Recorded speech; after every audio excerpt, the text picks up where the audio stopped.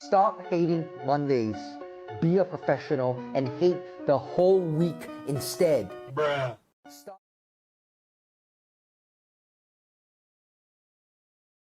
Getting older is the worst. Yesterday I found my very first gray pubic hair. It was in my omelet at Denny's.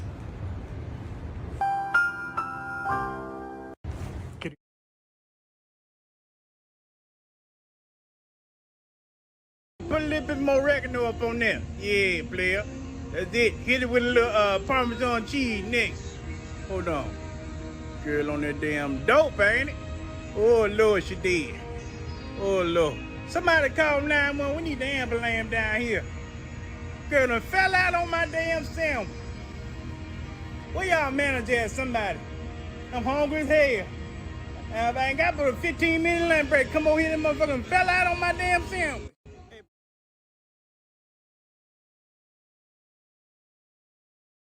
So dumb. I literally just took my cat's meds this morning. Don't ask me out.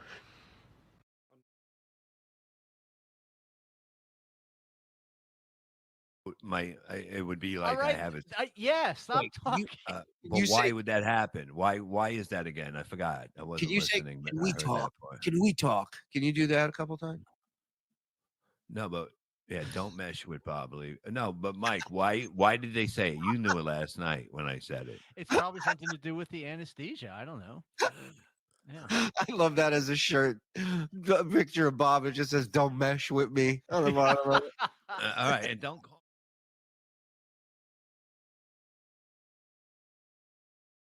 I have finally discovered what's wrong with my brain. On the left side, there is nothing right.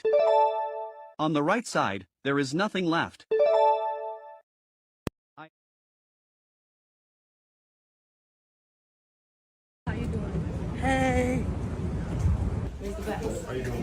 Hey, How you how's it doing? going? How you doing? Hey. Where's the best? How you doing? Hey, How you how's it doing? going?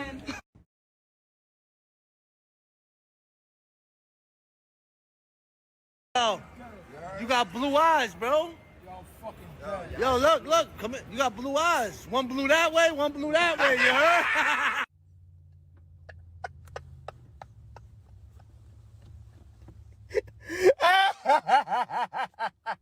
Yo.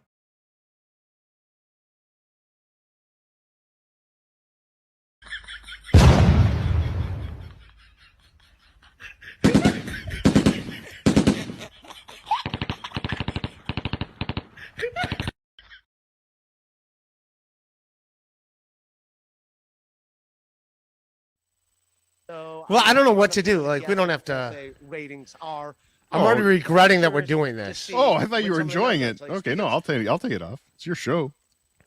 Yeah, I'm already like regretting that. Yeah, that You we looked were very doing happy watching yourself. No. It's like a monkey in a mirror. Oh, look who's laughing now! Finally, I never heard you laugh before. He was impressed. He was informed. Jesus Christ! Oh, That's the line of the day, Bobby Fran.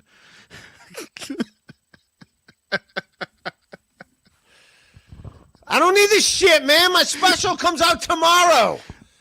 This is your show. What the?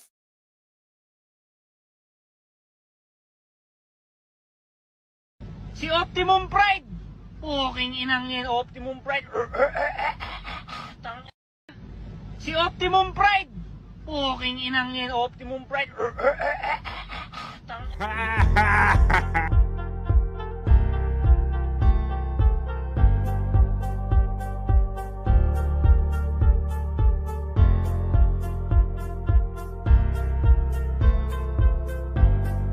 We're doing it.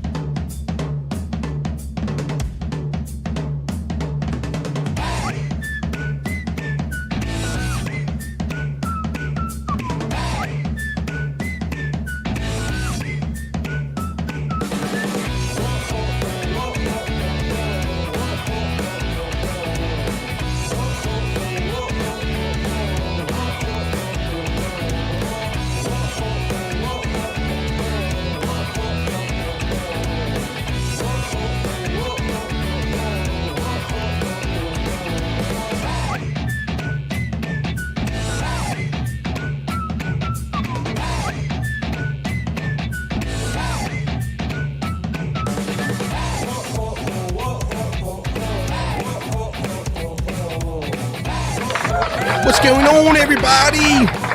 Happy Monday. There's the whistle. You know what that means. It is high noon here on the East Coast of the United States. We hope wherever you are, you're happy and safe and joining us for episode 23 of BF Live. We're up to 23 already. Happy Monday. It is October 30th. It is the last Monday of October, and it is the day before Halloween. So a lot fixing to do before starting off another week, and we're going to roll right into winter and November, and it's going to kick our ass before we know it and all. But I'm glad that you're all here, and we're here to start off the week right on a positive note with the chat family, with our friends. We're going to have fun. We got internet Shyt. We're going to do some horoscopes. We're going to do our national days. We're going to do all our regular stuff and have a lot of fun doing it. So let's bring our guest in. Let's do ladies first today, since she's here and she's ready to go. Let's bring in our good friend Stormy. What's up, Stormy? Not much. How are you? Hello. How are you? Good. Good. Coming through good. Very good. How was your weekend? Good. I'm just catching up on laundry. I was folding towels during the intro. Yeah. Well, I'm in my little basement studio, so I keep the laundry moving while I'm down here too, so I can feel that a little bit. But maybe I don't have all those little kid clothes that you do. How did you do any Halloween activities over this weekend? Handed out some candy and just hung around the house. Really didn't do a whole lot, but the kids dressed up, so that's cool. Yeah. Well, we had fun. We put our little wigs and glasses on and had fun over Playables Friday night. I'll try to find a little clip of that to show, and had a lot of fun over the weekend. Got on air with Jake and met Kate Meany last week, so we'll talk about all this. But let's bring some friends in to talk about. We'll bring him in. He's got a nickname as the Mouth of the South. Let's bring in our good friend Scott Fitzpatrick. Fire!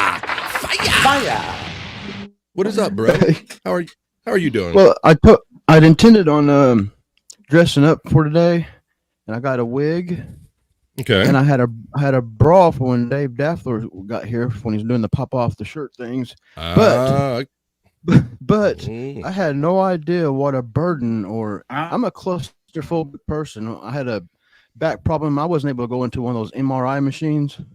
Yeah. And so I'm very claustrophobic. Putting on that bra is fucking restrictive. I saw Stormy shaking her head right away. Yeah, see what I go through?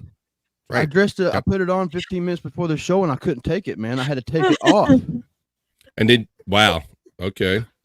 Well, that's good. Well, I'm glad that glad you joined us here today. You going to be doing anything for Halloween? Going to be scaring the neighbors? I don't think you have too many trick or treaters around your way. You said, right? No, there ain't really a whole lot around. I'm going to be around here. I might just walk around the town and look at people. That can always be fun. Put out your courtesy case of Coke so people can steal it from you or whatever, or not. Yeah, all right. All right. Well, we got one more friend to bring in, but he had a longer trip because he's coming all the way up from the Great White North. So let's bring him in now. Let's say hello to Bobby Nick Havens. Happy Halloween, everybody. And I got to say, what in the fuck are people taking at work that's making them all drowsy and shit? I don't know. Like, that's like the third or fourth video that I've seen like that. That's kind of scary, man. It's called heroin. She on that shit. Yeah, on that crack. Yeah, you're talking about that girl was passing out on your food at Subway. Oh, yeah. That's yep. Cocaine's a hell of a drug. Methamphetamine. Look at Scott. You're looking sexy. Oh my god. I still got the wig. When I took the bra off, it slungshot somewhere. I'm not sure. He's slungshot. I know he's not complaining about the wig too much though. He's feeling the wig. You're feeling the wig. You're looking good. You're looking dead sexy. Well, all right. Well, I'm glad everybody's here on this Monday to get off the week. And I see a lot of people. We got about 13 and we're live now. And we got the chat family, everybody checking in. So why don't we do what we like to do once I find my element, and we'll do the chat family check-in. Let's go, y'all. Talk amongst yourselves.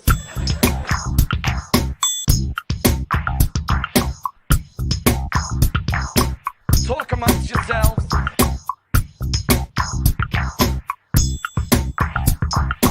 Talk amongst yourselves.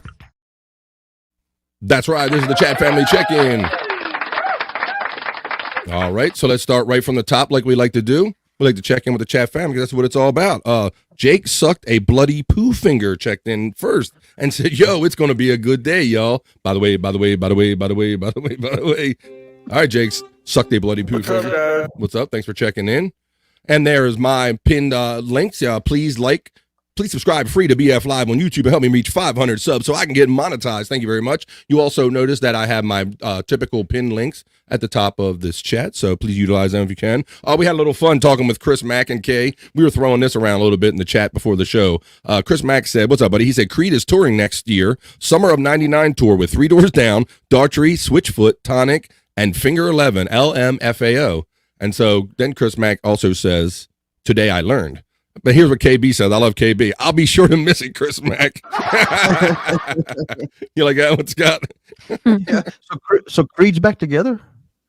Yeah, I saw a little viral video where Scott Stapp walks into a hotel and he kind of starts saying some lyrics for one of their songs. He's like, hello, my friend, where do we begin? And they're like, well, why don't we begin with Practice? So I think they're getting back together, Scott. And obviously this is, they're talking about this. Chris Mack says they're no seven. I thought that guy went insane like 10 years ago or something. Oh, Scott Stapp lost his shit for a while. He was like, wasn't he like chasing UFOs, or he was thinking everybody was talking about him? He was quite paranoid. Like he definitely went off the deep end for a minute there. But I guess when that bank account gets low, reality starts seeping back in. That's a funny way of seeping in. Maybe. Right there, Scott. So when they know they got that money on the table, like when Guns N' Roses wouldn't tour for all those years, finally the money gets to be too great and they can't ignore it anymore. So maybe that's what happened. I'm guessing that's what happened. And so I followed up by saying, forget Creed, I can take you higher. I can take you higher. And then Chris Mack, he come down and he says, I heard him, Theo Vaughn's story about him jumping off a balcony in Miami or whatever. And then T.I. was wandering out at the pool hours later to find him and save his life. It was wild. You hear that story, Matt? Gang. That's a Theo. Yeah, so Theo he had a Vaughn. lot of those crazy stories, didn't he, Scott? Yeah. I'm a big Theo Vaughn fan. Gang. All right. Tough to forget anything Chris Mack says when stuck in my own prison. I'll see myself out. So I gave him the rim shot on that one. I gave him the badumtiz. And Kay liked what was going on. We were knuckling around, and I said, look at this. I greet everyone on BF Live with arms wide open under the sunlight. That's what I do. So we had fun messing around with Creed titles. So put your favorite Creed title in. What's up, Jake? There he is. He's checking in. It's Jake Husdon. What's up, buddy? What's up? Happy Monday, Jake. I saw you get in on BS this morning a little bit.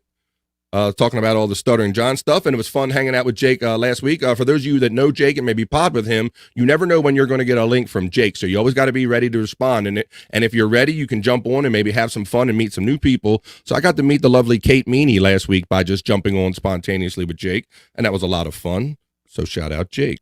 Chris Mack is shouting out Jake. Kay is also shouting out Jake. Here's comes Scott Fitzpatrick, Chris Mack, Miller K. What we got? Justa checking in. What's up, Justa? Balls Deep checking in. How you doing? Good morning / afternoon, wherever you are in the United States or all over the world. Let's see. Jake from Scott. KB is saying hi to Scott. Chris Mack is shouting out Scott as well. Balls Deep to just a guess from Scott. It's our friend Deadfool checking in saying Scott. Scott. There you go. Scott giving it back. Oh, and here's Derek checking in from BYB. What's up, Derek?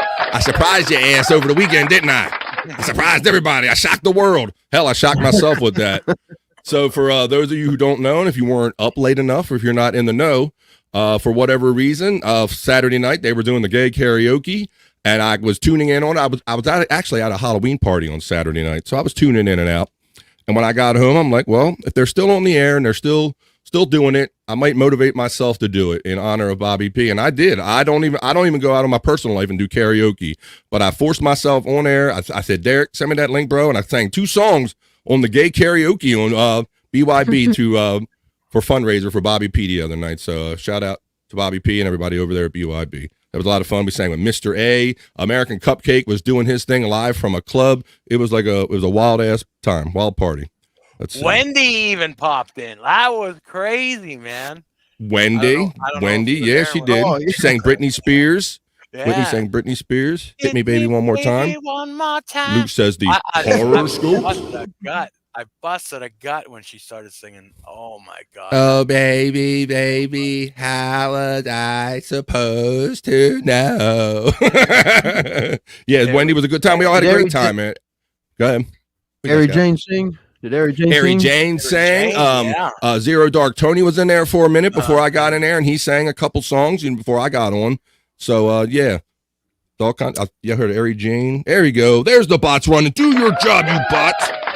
If you prefer PayPal and preset options, please click that link right there. You can leave comments and leave me something through PayPal. I appreciate that. KB is shouting out the lovely story. Okay. Hi, KB. Ari Jane sang Creep and Black Velvet. Those were really good. She did really good. I saw the Creep. I didn't see her Black Velvet, but I was there for Creep. Yes. And hearing Mr. A trying to sing in the background. Oh my gosh, and he's always on delay too. It's so funny. Yes, he is. He's on delay and he's constantly. I'm like, oh, Mr. A. Delayed background harmonies. What's up, Terry Nee? What's up, buddy? Good. Pizzagate. There might be still rumblings of Pizzagate happening. Take it all off. What's up, Luke? He's saying, Luke. Whoop. Flick that bean button, you cowards, please. AKA the like button. Please like, share, subscribe to BF Live.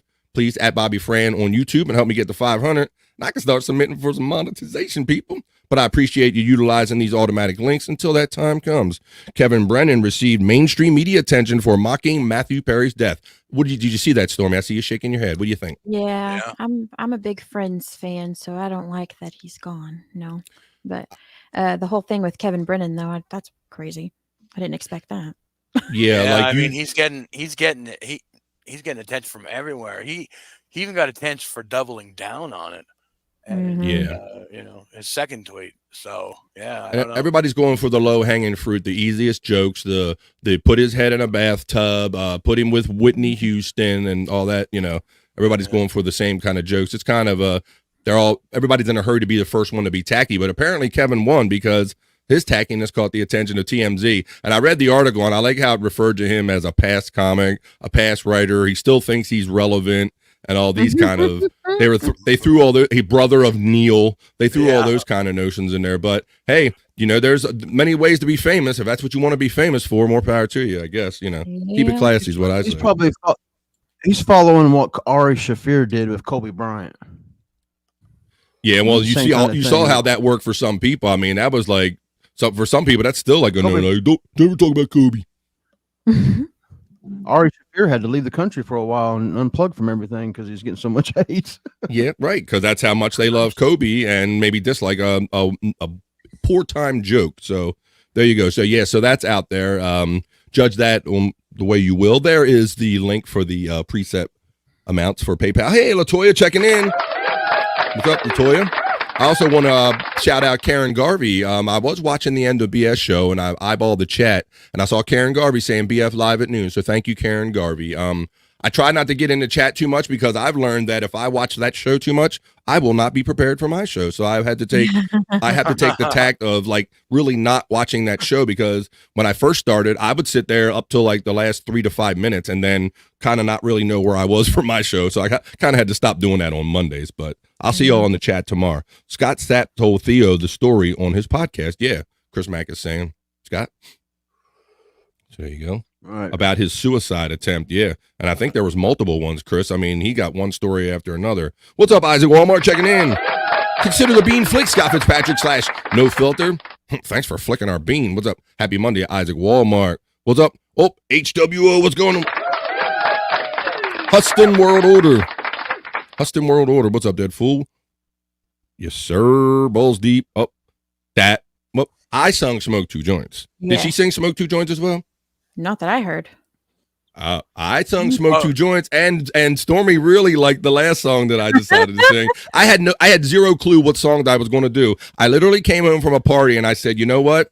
Rather than be the guy that's not going to jump in, I'm going to be the guy that does jump in. So I turned all my shit on quick as I could and got with Derek, and I thought of Smoke Two Joints. And I don't go out and sing, so luckily they just came to me. And then go ahead, Stormy, tell him what I sung. Did you already tell him? Tell everybody. Elvira. Oh yeah, man. Elvira. That was good. You have the voice for that song. Yeah. So I was trying to think of what's in my range, because I ain't singing no I'm gonna do that for a joke, but I ain't singing no songs up in that key. So I was trying to think of something. I went, I'll do my Bahoom Papa Mau Mouths. I get that on, Scott. So I did. I kind of took it easy. And yeah, I had a lot of echo on it. Zero Dark Turn. He was trying to bust my chops for that, but I'm no singer. Go ahead, Bobby. No, give us a real one. Give us the way you did it that night. Oh, boom, pop, mow, mow. You want him? There you go. There you go. He's got the bass in his voice. So.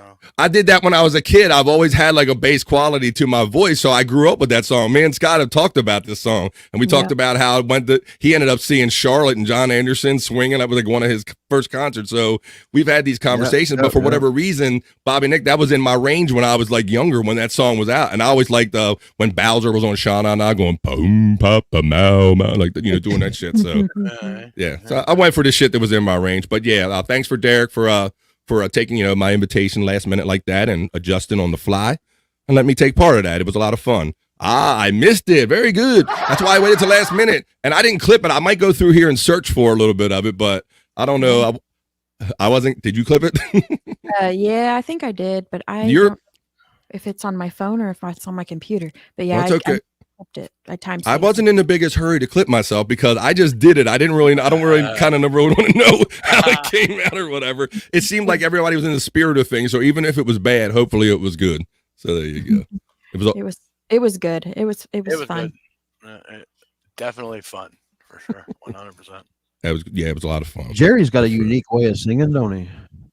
Yeah, he sounds like a cowboy. Like I know the Scottish thing, but he gets like this southern kind of Scottish cowboy. Yeah, it's so weird. Jake, you're my dude, man. Jake hooked me up with some Venmo, bro. Thanks, buddy. And it wasn't just a penny? No, it wasn't, or I would have been busting his chops, Bobby Nick. This is actually this is a nice little thing. Thank you. Yeah. I won't out you unless, but Jake probably wants me to tell everybody. Thank you for the $10.26, Dig. Thank you. After fees, thank you, brother. Whoa. Appreciate that, Jake. Half of what Tiff gave him this morning. That's what I thought. I saw that. Hey, shout out Tiff. That was really cool. I saw Jake put that in the comments, like, hey, Tiff gave me $20 in a Venmo. But yeah, Jake always does good. Thanks for sharing the love there, Jake. I appreciate it. Oh, if I drank out of the right side of the cup. Okay, I checked my Venmo like he said. Thank you very much. Elvira, oops. It's all right, buddy. I understand because, bro, you were doing good producing that on the fly because you had everybody coming in going, I'm singing this next. I'm singing this next. And people I was amazed at how well he kept up with all of what was going on, actually. He did, and I jumped in, like I said, last minute. I really didn't know. I didn't hear the system, but I do have his DM, and I just hit him up through Twitter DM, and I didn't know if that was going to be a good thing or a bad thing, but he handled it like a champ, live on air, and got everybody in there, had my song queued up and whatnot, but so that was cool. It went good. Brian Kowalczyk checking in. What's up?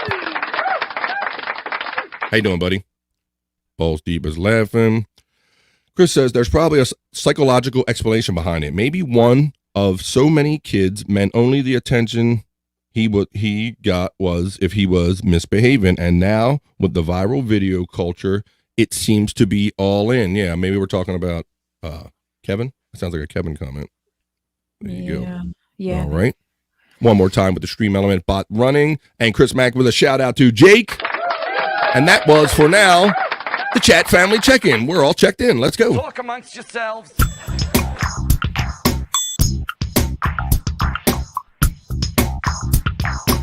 Talk amongst yourselves.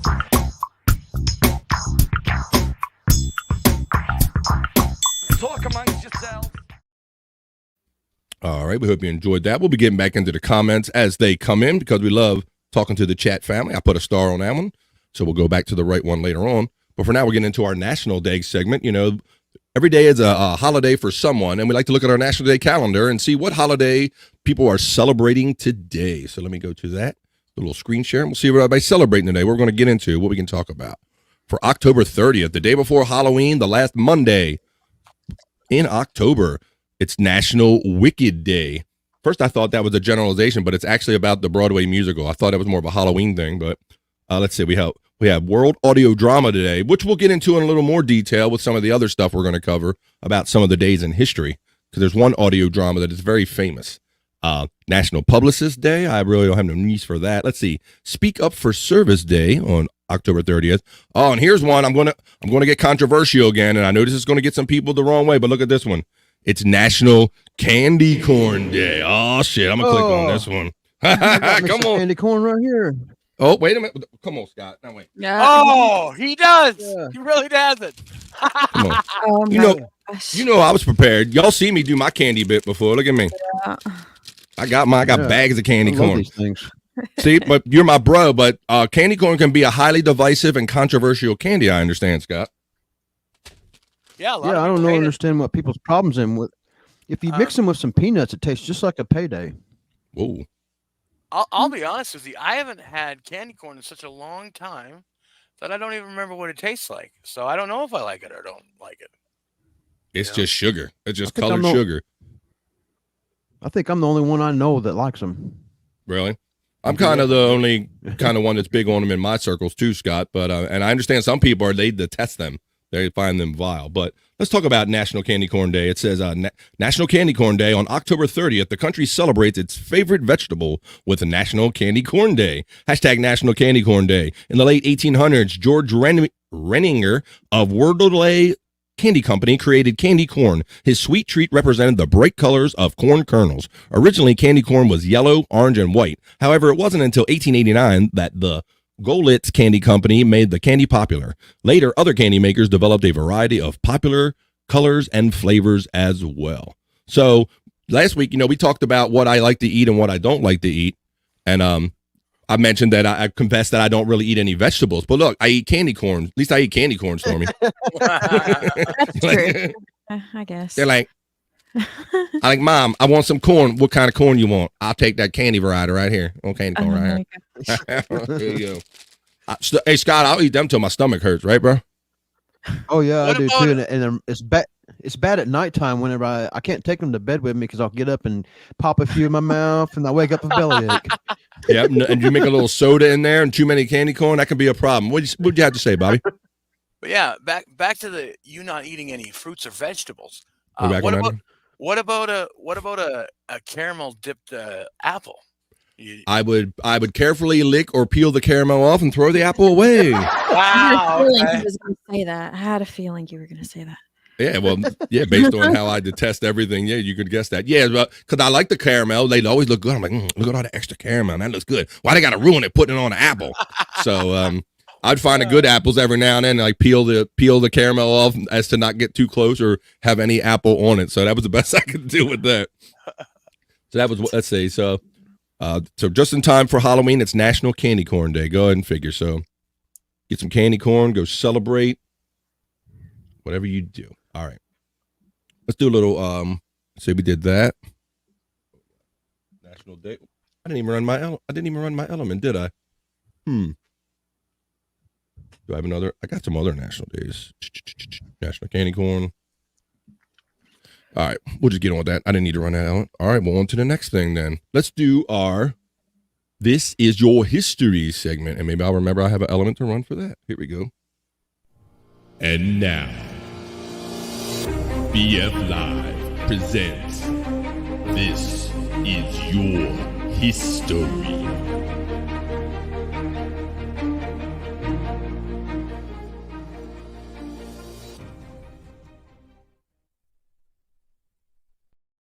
All right, October 30th, 2023. And I want to thank Scott for contributing big time, because we're not only going to talk about history, there's a lot of birth dates, but there's also a lot of death dates and just a lot of wild history attached around October 30th. And Scott tracked a lot of these things down, whether it be death or birth or what have you. Certain big things happen on this day, Scott. Yeah, isn't the day before Halloween like Devil's Day or Devil's Night or something like that? Mm-hmm. Yeah, like our Brent Brian Kowalczyk said. He said it's called Mischief Night. I didn't realize there was so many events in history that took place on the day before Halloween. I didn't either, man. And we're gonna dig into this a little bit, and we're gonna talk about the events, and we can kind of be curious out loud as to how all of these things ended up occurring on October 30th. Let's see. Yes, Mischief Night in New Jersey. Let's see. All right. All right, let's get into the history and all, and then we'll start getting into all these things that are connected. We'll get into some of the births, and then we'll get into some of the deaths, and we'll get into some of the other odd things that have kind of occurred all on this date, on October 30th. So check it out right here. Let's see, on October 30th, on this day, you'll notice, and it's kind of handy today, Scott, because there's not really too many notable people of birth on today. But Scott has we have a birth and death report today. Many famous people died on this day. So 1960, Diego Maradona was born on this day. 1960, Argentine soccer player. Let's see, not many people. Ruth Gordon, American writer and actress, was born in 1896, and Ezra Pound, American poet. So not too many overly famous people that at least I recognize. Let's see some more events that happened on this day. In 2018, the American crime boss, Whitey Bulger, who as head of the Boston area Winter Hill Gang, was a leading figure in organized crime from the late 1960s into the mid 1990s, was beaten to death by fellow inmates while in prison. You can celebrate that. That happened in 2018. They finally got to him. And on this day in 2003, some of you might remember, it says American basketball player LeBron James, who was drafted directly out of high school, made his NBA debut with the Cleveland Cavaliers. So there's just some things that happened on this day. He had a full-grown beard whenever he's in high school. Mm-hmm. Yeah. You had those guys that look like ringers, that look like adults. They were like, that dude shouldn't even be on this team, you know, like a man among boys. So I guess because he was that guy, it was, you could tell in high school he was going to be that guy. And obviously they were right. So, so let's talk about some of the other things that have happened on this day. So there was some not so famous births on this day, but one of the more famous things that happened in history on this day was the Rumble in the Jungle. Scott, you submitted this, the match between George Foreman and Muhammad Ali that happened in Zaire. So everybody knows of this match. There you go. There you go. So this was a big deal. I remember, I was young at the time, but as you grow up, you know this to be like kind of history, don't you, Scott? Right. Yeah. Yeah. I'm not a big boxing fan, but everybody's heard of Rumble in the Jungle. Yeah, and right. I mean, that's something that everybody has heard of. I think from generation to generation. I think honestly, since Right, Bobby Nick. So you're Canadian. You're not the biggest sports guy, but it was such a big part of the world culture or popular culture that even you're kind of aware of it, right? Right, right. I mean, when I was young, the two boxers that you knew about the most were Muhammad Ali and Mike Tyson, and you always heard about this George Foreman fight, the Rumble in the Jungle. Rumble in the Jungle, yeah. So, I mean, this is pop culture. Muhammad Ali is a prolific shit talker. Oh my God, he was the best. And when him and Howard Cosell would go at it, it was great TV. It was great TV. Muhammad Ali was a conscientious objector to the Vietnam War. So it says by 1974, Muhammad Ali had successfully returned to boxing after being ousted for his 1967 conscientious objection to the Vietnam War, and he had his license reinstated in 1970. So he ended up making history with George Foreman, the Rumble in the Jungle. That happened on October 30th. Good. Muhammad Ali's real name, birth name was Cassius Clay, right? Cassius Clay. Yep. That is what I understand. I guess somewhere he must have become a Muslim or something? Yeah, he became a Muslim, the followings of a Muslim, and he changed his name to Muhammad Ali, as he was gaining his fame, but still people were still calling him Cassius Clay, I understand, or maybe refused to call him by his newfound or new given name. So that was just one of the things. So we had some not so famous births on October 30th. We had that go on, the Rumble in the Jungle, but we also had this famous thing go on, and then we'll get into some of the famous, actually there's some celebrity deaths on this day. Let's see. So Orson Welles. So they talked about World Audio Day and being one of the national days. So this is another thing, legend I grew up with, and I was always been a radio fan when I was younger. I hear you saying, yeah, Bobby, it's the Orson Welles War of the Worlds radio play. And everybody knows this for notoriously going bad and basically scaring the shit out of the world accidentally. Yeah, but I heard that like people were like running out of their houses thinking that the world was actually being invaded by actual aliens, so yeah. Yes, they only did like a quick kind of radio check. It says the show began on Sunday, October 30th at 8 p.m. And a voice announced the Columbia Broadcasting System and its affiliated stations present Orson Welles and the Mercury Theater on air in The War of the Worlds by H.G. Wells. So if you didn't catch that, then they were doing the show and actually going through and doing the radio play. And at the time, they were doing like little break-ins going, no, I'm really here. No, this is really happening. Now this is happening. And it's caused this stir, Bobby Nick, to where people, after repeatedly hearing these things, oh, this must be true. And it was kind of unprecedented, I guess, to hear those kind of fake radio reports at the time. This was October 30th, 1938. This happened. Yeah, that's. It'd been great to live through that though. Yeah, I mean, I wonder how much of it is actually hype, and how much of it really happened, though. You know, it's something that happened a long time ago. So things are exaggerated and stuff like that. Like I kind of relate it to the whole, people running out of the theaters when they saw The Exorcist. People puking and shit like that. I heard that was like a lot of hubbub about nothing, because it was kind of just a marketing scheme. Terry Nee says, "Don't forget about Frasier." I've been seeing the rumblings of Frasier is coming back on Peacock or whatever, on one of those services, that they're doing another version of Frasier. I watched it briefly when it was first on, and I like the show, and I liked his character and his character with the father and all that stuff, the interplay with them. My dad was born on this day in 1946. There you go, Jake. See, look at that. Got something else famous. So Scott was like doing his little research, and because he likes to come up with like some funny stuff, like, hey, we were talking about like famous births, famous deaths, famous divorces, and so he's out there like combing for all of it, and he comes up with all these kind of things in common. Now, we don't have many celebrity births on this day, but we got a lot of celebrity deaths on this day. We're gonna check these out. Check this shit out. So we're gonna go through some of these because it's funny that all on October 30th, all of these people that I'm gonna show you passed on October 30th for whatever reason. Check this out. Do a little screen share.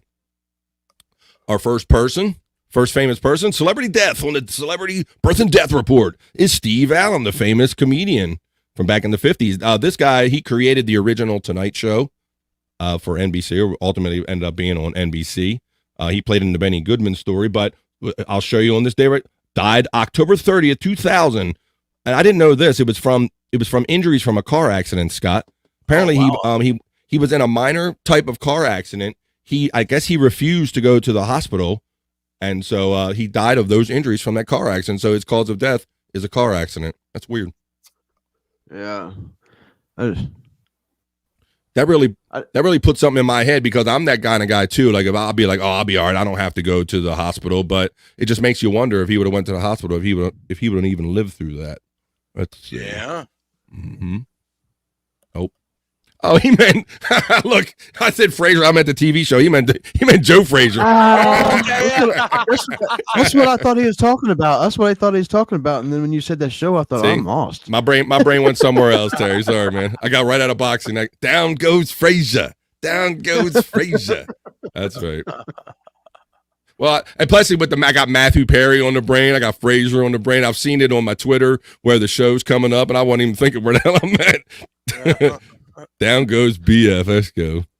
Foreman, there you go, Terry Nee. You got it, buddy. Sometimes my mind's doing 10 different things, and it just wanders off on its own. Does whatever the hell it wants to do. So there you go. All right, so let's go to our second. Say that again, story? Jake sent me a Venmo. Thank you, Jake. I see that. Jake's being a big spender today. What are you doing, bro? Well, it's not as much as you got, but I won't hold it against him. Okay, well, I wanted to brag for him a little bit, because he gave me a nice little thing, and so I thought some regular. Did you get a penny? 3 cents? What'd you get? No, you don't have to tell us. You just said it's less. That'd be good enough. Oh, you just muted yourself. There you go. Oh, less than $5, but more than $1. All right, I like the range. That's a nice range. All right, so for whatever reason, we had the War of the Worlds happen on this day. We have all these crazy things happen on this day. The Rumble in the Jungle. Also, we got 4 celebrity deaths, all on October 30th. This one is Jam Master Jay, the DJ from Run DMC. He died on October 30th on this date in 2002. So this is Scott's second celebrity death. Were you a fan of Run DMC, Scott, back in the day when they did the Aerosmith thing? Yeah, that's when they did the Aerosmith song is when I first learned of them. And Yes. I went to buy my first Run DMC cassette. And I guess that one hadn't been released yet because it was a new release. And Yes. I bought the cassette that came out before that, was called King of Rock. Oh, Which actually was pretty good. Rock, there is none higher. Sucker MC Yep, should yep, call yep, me yep. sire. Oh shit! That's Yeah, it. so you got that That's it. education. Yep. That's See, where they I was tricked you. introduced into Run DMC, and that's really the only rap or whatever. I guess I don't even know if I call it rap back then. Well, they were cool, They were definitely doing the. I mean, Rick Rubin pulled it off where he got, he had that Beastie Boys vibe, and he was with Run DMC too, and he put Aerosmith and them together. So he definitely created that bridge, Scott, to where you had guys like Run DMC and LL Cool J and rappers like this that were kind of famous at the time. But nobody had ever put them together like that with Aerosmith and Walk This Way. I mean, that was the perfect marriage, and it made music kind of what it is today. And it all happened with that song. But you remember how Jam Master Jay died on this day? Did you happen to remember that, Scott? Was it a shooting? Yeah, he got killed. They came in right in the studio and shot him. Yeah. Well, Jam Master Jay, I never thought he seemed like a nice enough dude, but guess the hood got him. So rest in peace, Jam Master Jay. Second celebrity death on this day. Thank you. All right. So let's see. All right. Also on this day, this might be a lesser known to some people, but I knew him through my parents, and I knew him through watching Howard Stern and things like that. It's Robert Goulet passed away on this day. Oh yeah. There you go. So he was a singer and actor. Right, he was on Saturday Night Live a lot, but he said he was a rich baritone voice on stage in Camelot and Screen. He was in Naked Gun 2.5, so that might be his most modern thing where a lot of people know him from. So there you go. Oh, Balls Deep said executed. Yeah, pretty much executed, bro. They just ran in the studio and shot him up from what I remember. We're talking about Jam Master Jay, Run DMC. Yeah, so Robert Goulet, he died on, look, there you go. Once again, what is it about this day? October 30th. 2007, so that's another celebrity death. Yeah, Scott just kept hitting me with these, and I'm like, you got to be kidding. This is like a joke. Like Scott's making shit up just to have content. It's like, no, he's not. This is just real shit. People died, and then a lot of you will probably remember this guy from some different shows. Another celebrity death on October 3rd. So I'm going to recommend if you're a celebrity, don't go anywhere near October 30th. Just don't do it. It's Al Molinaro. You might know him from Al. I know him from Happy Days, right? Happy Days. Yeah. You can forget that face. Everybody's recognized that face. From Arnold's. He was the proprietor of Arnold's and had to put up with Fonzie jumping sharks and Potsy and Richie and all them assholes in his restaurant all the time, right? I remember back in 1994, Weezer put them in his music video. And I still to this day don't really know how exactly they did that. They must have done some kind of trickery. But, because he did the whole thing with the yeah. He did that thing. That was his famous line. So yes, on this day, once again, October 30th, celebrities beware of October 30th. It's not good for you. In 2015, Albert Francis Molinaro, Al, you know him from Happy Days and other things, he passed away on this day. And I was like, Scott, you got to be kidding me. All these famous people died on this day. He said, I'm not even done with your BF. Oh, but apparently you were. That was the last one, right? So my shit closed. Yeah. So there you go. So that's the celebrity birth and death report. Let's get back into some of these. There was a lot more. That was just the one. There was a lot more. That was just the only ones that. Yeah. I thought you were pulling my leg on that one, man. I was like, this came. All right. So she's checked it. Thank you, Stormy. Stormy, thank you for that, Jake. There you go, Terry Nee. We went for the Frazier thing. We went to that. I lost my place again. Let's see. Foreman. Julie paid me. Yeah. He don't need that bad PR. He knows you'll be out there telling the world that you didn't. So he didn't. So Julie's gonna pay you. What's up, Jason Bardo X? Checking in, bro. Check out Jason Bardo X.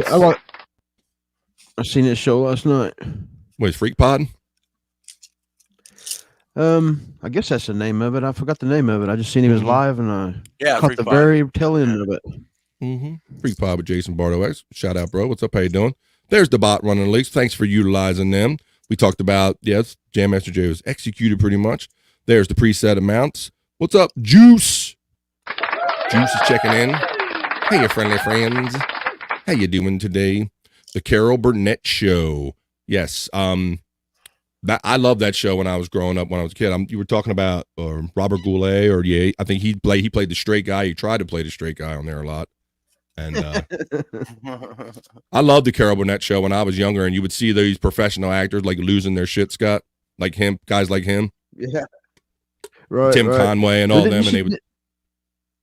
At the end of every show, didn't she have the little ear tug thing that was like a message to her? Yeah, she did mom that or for something? her grandmother or grandmother. Yeah, she did that for years, and I think before I knew what it was, and finally on a show, she kind of told everybody why she pulled on her ear all the time. Like a little message for her grandmother, I think it was. What's up? Chris Mack says afternoon Pulper. Pulper says, Chris Mack, good morning to you too. There's the links running balls deep saying Pulper, Jason, all you Biouts. Elbow cough. All right.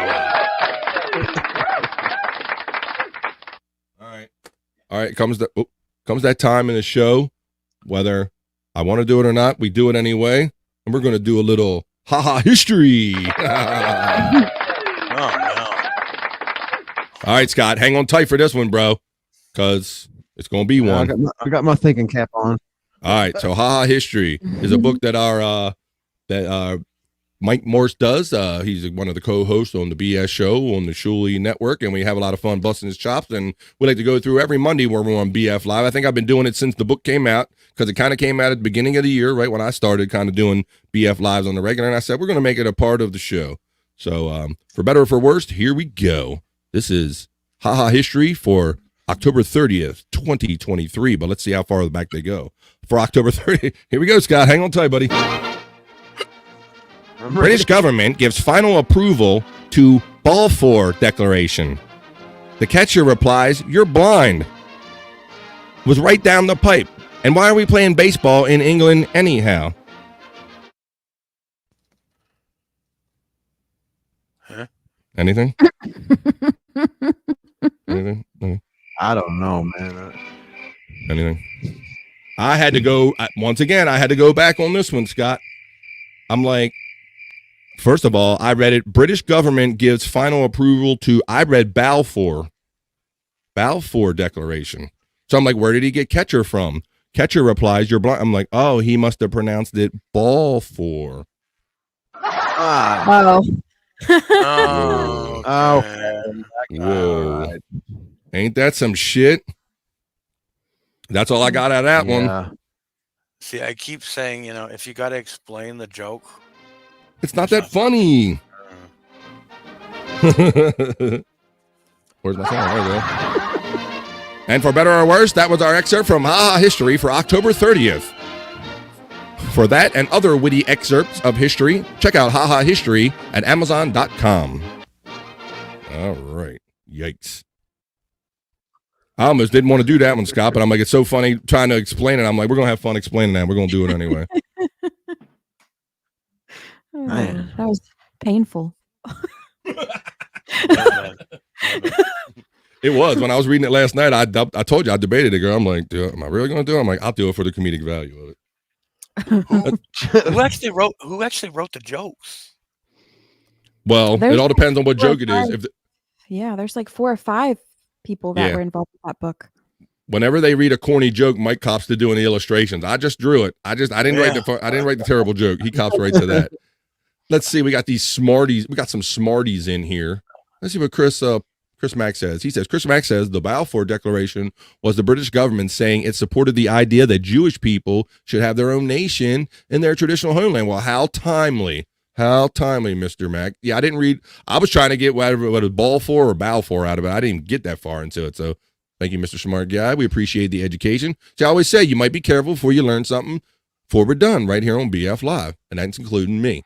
KB with the love. What's going on? All right. My funny bone hurts. Okay. And we got to tickle a little more. It says it was in 1917 at the end of World War I, right? As the Bolsheviks were taking Imperial Russia and making it the Soviet Union. Well, we got a little history guy on there. We had to have Chris on here for our little history minutes. Thanks for those. Thanks for tightening up that story for us there, bro. Let's see. All right. Well, like I said, today is October 30th. What's happening? Oh, wait a minute. What's he saying? When Bobby Friend When you says think about Smarties. Smarties, you're thinking about your candy stash. Yeah, that could be true. Yeah, you're Smarty. Yeah. We're not going to get into that whole thing what Canadian and American Smarty is, are we? Yeah, you don't got the right Smarties, Biff. Don't start your shit, Bobby Nick. Don't start. All right, check this out. You know, wait, last I week have we some feed. Smarties in the kitchen. Oh, cool. So what we got like the variety bags to give out with that. We have some chips and pretzels for the young ones. For the little ones, we got something to gum on, and we got Tootsie Rolls and a little variety bag mixes. We'll give out the good shit. We're not the worst shit on the block. There's the links again. Hey, why don't we, since we did it last week and people liked it, we'll see what the horoscopes are going on for today. Let's read a little horoscope action. Why don't we? Oh yeah. We're gonna get down some horoscopes, y'all. How you doing? Today is October 30th. Yeah. Scorpio. Today is an 8. Collaborate to address extra shared expenses. Unexpected changes require disciplined attention. Your flexibility is a strength. You're building for the future. It also says, share the load. Oop, share the load. There's the load, all right. Let's see what else we have. Yeah. So that was the Sagittarius, the Scorpio for today. Oop. Why'd I do that? I stopped sharing I didn't want to. Hey, let me know your horoscopes guy in the chat, everybody. Which one you want me to read? Come on, tell me which one you want to. Oh, let's see. Stacey Allen says, it's Scorpio season. Yeah, you were talking about that last week. Scorpio. This one's mine. There you go. Stream Elements about running, y'all. Stacey Allen. Hunting season for them. They actually do have good meat. Yeah, Scorpios. Justice says Taurus. Come on, y'all. Get yours in there. Whatever one's more popular, I'll read it. I see Taurus. I got votes for Taurus. Pulper 80. Our stingers are a bit crunchy. Oh, shit.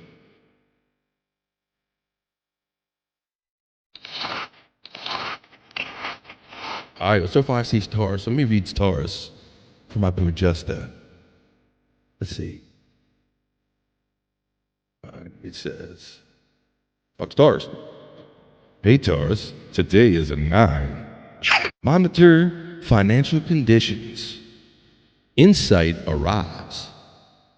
Unplanned expenses could require adaptation. Hunt for solutions and find them. Discover another possibility. New problems become available. Yeah. Stacey Allen says, those are best used for toothpicks after eating all those parental stingers. Balls Deep says, give me a Pisces, please. I'm gonna give you a Pisces. Give me a Pisces. Okay, Pisces, this is for you. Pisces, today is a 7. Get creative with a domestic challenge. Can you use what you already have? Question mark. Strengthen basic systems and foundational elements. Share something delicious with your family. There you go. Oh, Paul Brady's asking for another one. I like the request. All right. How about Sagittarius? Hey, sexy Sagittarius. Today is a 9 for you. Collaborate despite chaos or confusion. Reinforce the basic parts of the plan. Make sure your partner is on the same page, because you're stronger together. Yeah. All right. That was a couple of sexy horoscopes for today. Turn my shit off. Turn it off. All right, there you go. There you go. We just had a little fun with some horoscopes. I like having fun, and like they were all kind of terribly vague, weren't they? Yeah. They always are. Mm-hmm. Yeah. Money, people, this, that, the other. Yeah, maybe we'll get into a little more deeply down the road. Yeah. So you guys, I saw Stormy in the chat for that, for the gay karaoke on Saturday night. That was a lot of fun. Oh my God, you were having so much fun expressing how gay it was. It was fun. All right. But see, I was in the spirit of it. It was supposed to be gay. You know, I even showed up with my Bud Light. I was like, hey guys. But that was a lot of fun. was a lot of fun doing that. Let me see. Check my phone here. Okay. All right. They raised quite a bit of money, I think, too. I think it was over $1,000. Yeah. Well, that was good. Yeah, I was like hoping people look at Scotchatarius. You're a Scotchatarius or something. Somebody said Scott. Oh yeah. So I don't know if any of us are all the same. Like I said last week, I was a Virgo. What are you, Scott? Cancer, me and Stormy. Oh, both of you. Okay. I shouldn't have spoke for Stormy there, but No, it's fine. A little bit. Sagittarius. Did I read Sagittarius? I didn't read Sagittarius. I think you. I never liked the name of mine, Cancer. Yeah.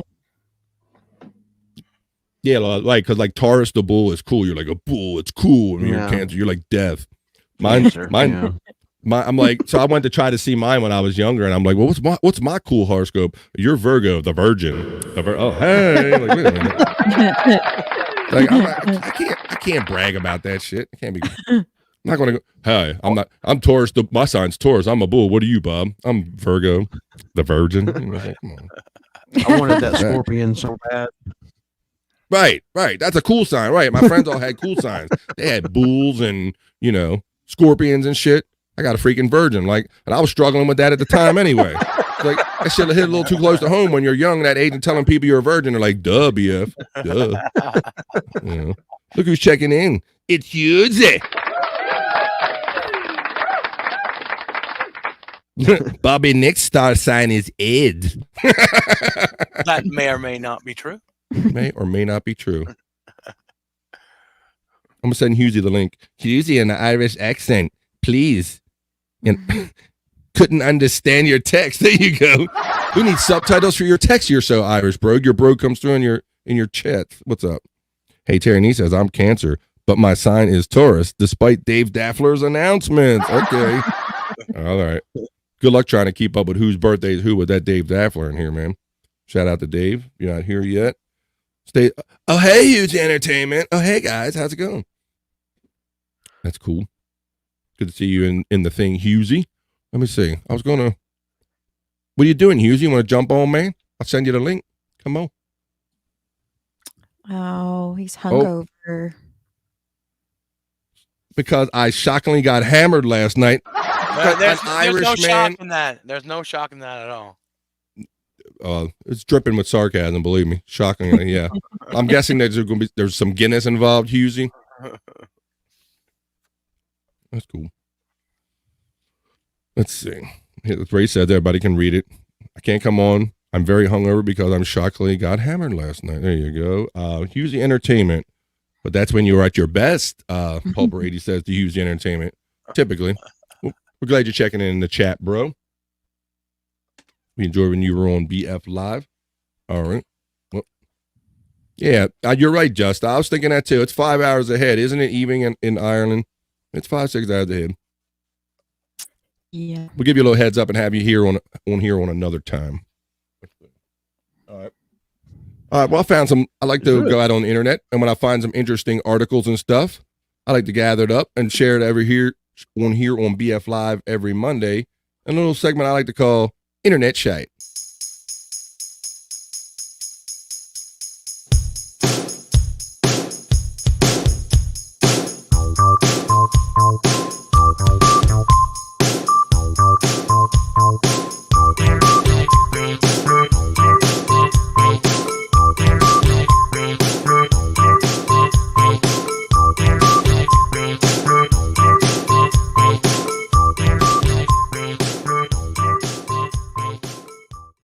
All right, let's get right with some internet shit.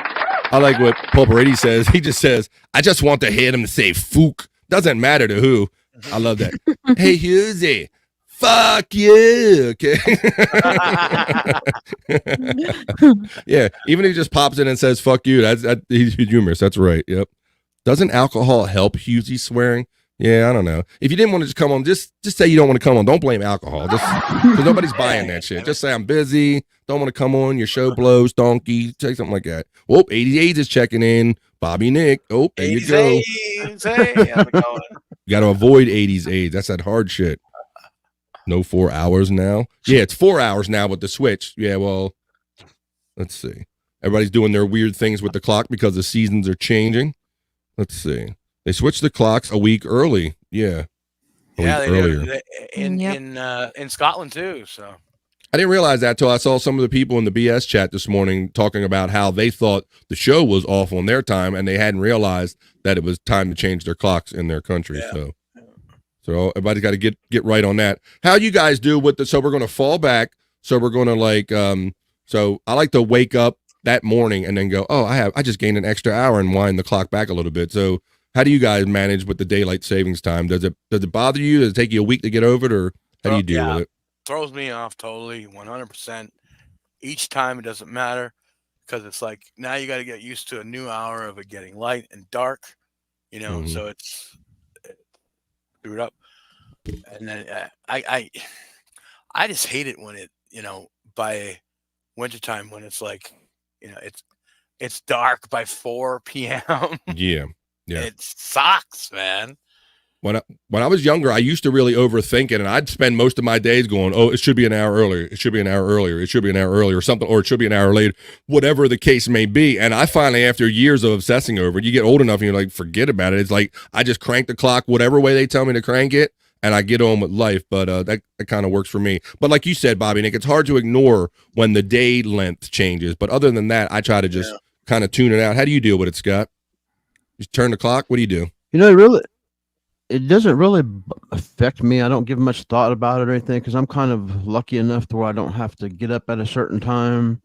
Mm-hmm. So I don't have my sleep schedules everywhere. It doesn't really affect my sleep or anything. But I remember one time going when we was on a podcast all together that I showed up an hour early for a podcast and sit backstage for an hour by myself. I do kind of remember that story where you said that. Yeah. And then Stormy, you got the kids to deal with, so that's a whole thing. I mean, are they aware of it? They give you a little harder time when you give them or take that hour away from them? Do you always got to adjust with them? Yeah, my son does, but I'm not a morning person anyway, so it's hard for me to get going in the morning either way. So yeah, I'm the same way. Look who's checking in. It's our boy American Cupcake, singing star American Cupcake. He looked funny as shit, having a great time, bringing a lot of energy to the gay karaoke on Saturday night on BYB. He was up there on stage doing his thing, and fun hearing them shout out his name. He looked wild as shit. He actually looked good with that kind of curly wig and wasn't that good combo, Stormy? Yeah, Bob Ross all look. the gay knocked his wig off though. Ended up losing it. Yeah. But he looked kind of, when I saw him, I'm like, this actually kind of looks right. It looks like a little Bob Ross Jr., like Scott's guy, right? Or no, not, yeah. Puffy white clouds. Puffy white karaoke clouds. There you go. What we got? Peapod the pocket squirrel. Justice says, I missed the clock change before Halloween. Was darker for kids. There you go. Yeah. Bobby Nick's account. What's this? Bobby Nick's account with an O. Without the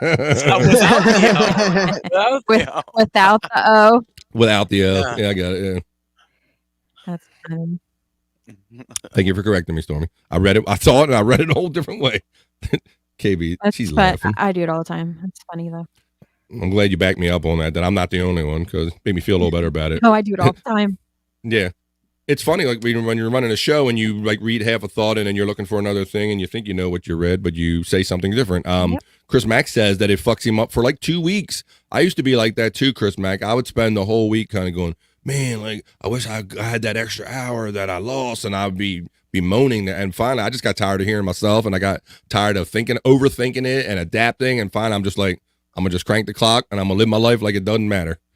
Like, so that works for me. There's the bot running. I like it when every single device in your house changes automatically except for one. Guesses for which one? Yeah, what microwave? Yeah, I like that. Yeah, microwaves.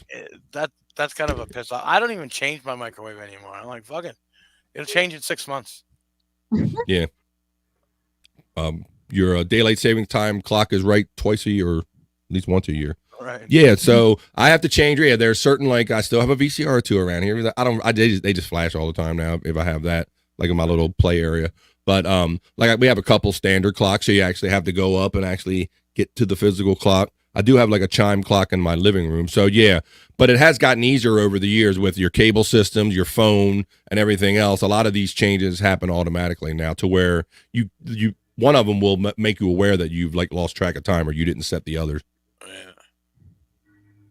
Yep. So let's see. We got Hughes Entertainment says Ray DeVito is a FNC. Ray DeVito. Oh yeah, Ray left the Shuley network.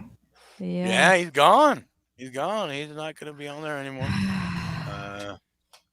Yeah, it was weird. So I kind of watched that whole sequence backward because I was busy Thursday. I think I intended to. I like to at least look in and see who's in the chat family. I'll check in with the chat, even though I might not think there's anything going to be good on Ray's show or not.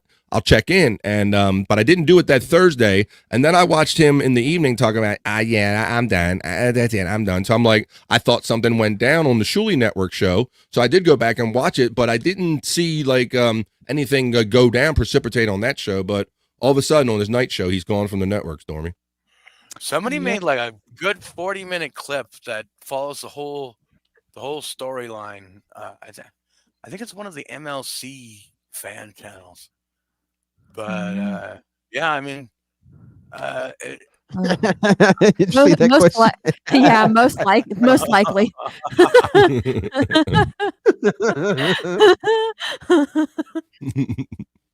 That's funny. But I mean, I think this was coming. I think this was coming for a long time. Well, it's funny because when we thought it was kind of obvious and they should get rid of him, Stormy was like, nah. I mean, Shuley was like, nah, I'm not doing that. We're going to keep him around. People have fun with him, whatever. But for whatever reason, the shit has finally hit the proverbial fan, I guess. And he comes with this proclamation. Oh, you better cash that in quick, Scott.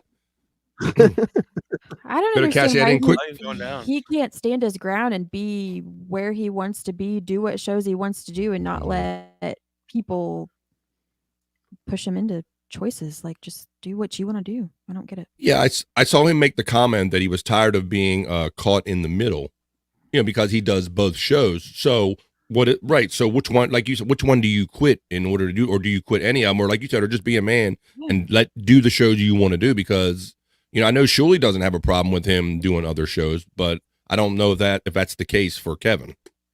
Yeah, I wouldn't let him bring me in the middle of it. Just say I don't want to talk about it, or just don't.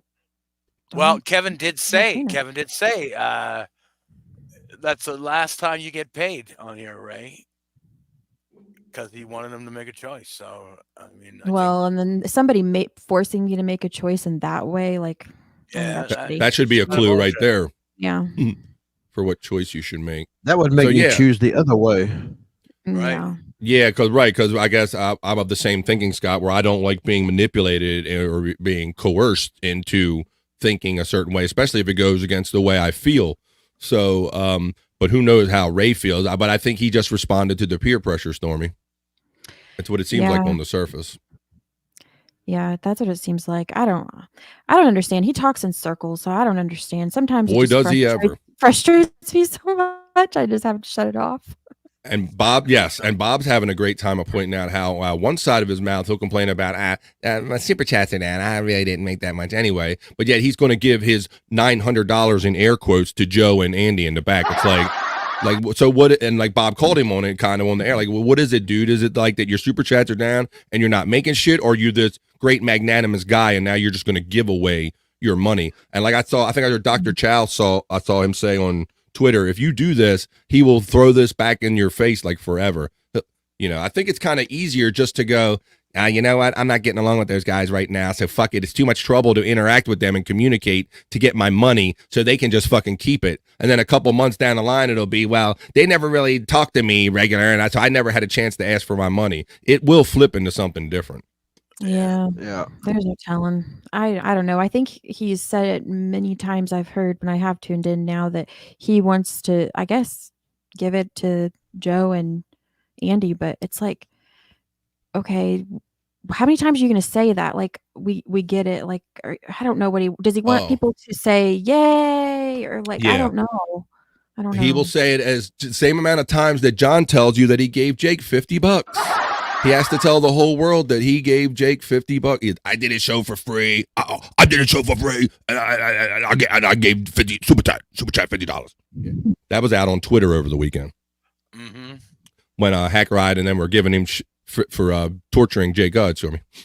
At the same time, whenever you leave somewhere, and you're leaving your pay, why don't you just take your pay and then give it to those people? Why leave it to Shuli to do that? I mean, because why should he have to do that? I don't get that. Because I think it's a slippery slope. I think you already can tell that there's not great communication between them, and like Ray being kind of passive and just wanting to be. This is just my guess. This is my opinion. Is that it's probably just easier for him to walk away from the money and designate it to somebody than to actually call Shuli and go, "Sorry, it got weird, bro. Can I get my money?" You know. So it's kind of very passive, and he's kind of looking like he's trying to look like the big hero of it. But like Bob said, what are you going to spread him $50 or whatever? Chris Mack says he has to change his coffee maker, his microwave, his alarm clock. One of those, Shirley. Don't call me Shirley.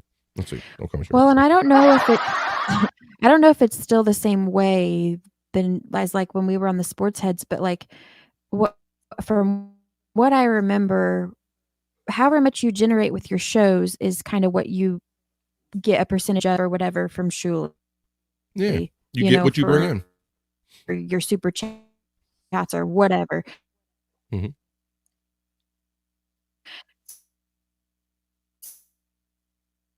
You broke up a little bit on your point, Stormy. Why don't you make it again? So it's paid. That's not going to just is based off what. That's not going to make Shuli look bad because that's based on what Ray brings to the show and like what, I don't know. Yeah, it's a percentage of what you bring in, and he's been saying all along, and you can tell, any regular viewers of the Shuli Network can tell that his kind of super chat activity has been on the lower side. So that's why this whole question of where did this come from, and what exactly do you think you're giving to them? So, but Ray, Ray's not a hateful dude. Ray's just like a misled dude. He doesn't read the room right, and he doesn't play well with others, it seems like. So let's see. Cupcake says he got the wig back, Stormy. He got his wig back. Oh, yes, good. There's the links again. Please utilize them if you have the time. Let's see. Flick the bean button, you cowards. 80s AIDS says, I promise I haven't touched it yet. Trust me. There you go. So you won't even get AIDS. Please hit the like button here on BF Live. Please like, share, and subscribe if you haven't already to BF Live. Help me get to 500. There you go. Scott's back. Satellite clocks are great. Yeah, and that they set themselves, right, Terry? Don't do that yourself. There's the bots running. Pulper says 80s AIDS nailed it. The bean flicking clock does not change automatically with daylight savings time. Terry Nee, you are I see you in the chats, bro. He is Ray, true and blue. Like he is always. Isn't he, Stormy? Between your dad and Terry Nee, I don't know who would win that battle as far as the biggest Ray fan. Yeah. But Terry is out there being his de facto lawyer and representative and fan club and like every show chat I see, Terry Nee. You're a hardy, loyal man there, bro. Nope. Yeah, I don't Ray is a good hang. Yeah, he's nice. He was a good hang in West Virginia. That was cool. Yeah. I don't personally have a problem with him. It's just some things are frustrating. Like, stop talking about Ari Jane if you're not going to talk about her. Stop talking about her. And tell her not to do shows where she can talk about anything. Just shut up. Right. But I need stuff to talk about. Yeah, Ray's a nice guy. You guys hung with him. You saw him live. I've hung with him a couple times. It's not that he's a bad guy or anything. He's just, like you said, he talks in circles, Stormy. And then after a while, you're wondering about, the truth to be one thing, and then you have the way the Ray processes the truth. So there you go. But you got your loyal ones. You got your know how to pull information out of him. Like they definitely know how to pull information out of him because you get him going on something barely. He's got to finish it. He's got to. So he will keep talking about Ari Jane because his chat's pulling it out of him. Past tense, Ian Hawk. What's up, brother? How you doing? You're right. Ray was, but I think some of it is how you play it, bro. You got to play the game a little bit. You got to know what's going on with the chat family and what's going on in the network and the community. It has to be back and forth. It can't just be Ray shows up once a week and just does a show and that's it. I think if he would have played it a little different, his chats and his shit probably would still be up. Ray DeVito has a co-host, right, Husey? Whoa, wait a minute. There you go. It's the Ray and Husey show. Oh, there you go. Let's see. BYB. I wish he had a no host. Roasted. No host. Look, now he's even and I will say this. Everybody knows that for regular watchers of BF Live, I spouted and I did my little Steam release of Ray a couple weeks ago. But look, now even like his most loyal guy, Carlos Danger, like them two are going at it, right? Yeah, and I don't know that OJ is necessarily going at it with him, but I did hear him make a comment about OJ too, like something about how, like, it doesn't make any sense though, his whole ramble about him, about how they all need to stop talking about him or something to do with, being in an orange costume on the internet. I don't know. It was just stupid. Wow. Yeah, but even like because there was some dispute, like Carlos was saying, he was saying, well, Carlos told me to do this, and then Carlos came on the air on that show, and he said, what are you talking about, Ray? And they had like a whole back and forth, and then Ray started getting all hood on Carlos, like, come on, man, fucking Carlos, I don't need fucking Carlos coming here fucking saying that I blamed it on the fucking fans, man. Come on, man. Ray got hard. He was getting like hip hop on us. But he asked Carlos for so much help and like guidance with other things and whatever, yet he doesn't need him now. It doesn't make any sense. And the whole thing where he told him to write down all these points and stuff for when he left the Shuley network and everything. Write that down for me. Write that down. That's good. That sounds good. I like that. Write that down. Like, holy shit. Yeah, so there was that whole accusation of Carlos putting these things in his mind about it's the Shuley chats that go after him, and I'll give you these good lines to say, and then it turns out that when you get the actual person on the air, it's once you have Ray's definition of the truth, and then you have the actual truth on there. So that was fun. So yeah, even the most hardy Ray backers, he's breaking some of them down. So I give you that, Terry Nee. I discovered Ray doesn't listen to any podcast, so he's completely unaware of the dabble vibe. I don't know if that's his reason, but that's certainly why he isn't aware, Terry Nee. You really think he goes, you know what, I would listen to podcasts, but that's all they're about? I don't think he cares no matter what the topic would be. That's my opinion on that. I think he listens to what he wants to hear, or like has selective hearing, even when he is listening to shows or podcasts. I think he listens to it when it's about him. Yeah, I listen to the voices in my brain. Yeah, he does, because he's asked me for links before to shows. Yeah. And he went through, because I think as a result of his super chats going down, I think that kind of spurred the whole complaining about not being on BS and doing shows. Yet, like a month or so before that, they were trying on many mornings to get him to come on the shows and play along and to stretch your storyline and all. But it's just, it's not working out for whatever reason. A comedy of errors that Ray lives in reminds me of my life on drugs, to be honest. Oh my God. There you go. I'm so high right now. I feel like Ray DeVito. Chris Mack. It's a hard knock life for Ray. It's a hard knock. Let's see. All right.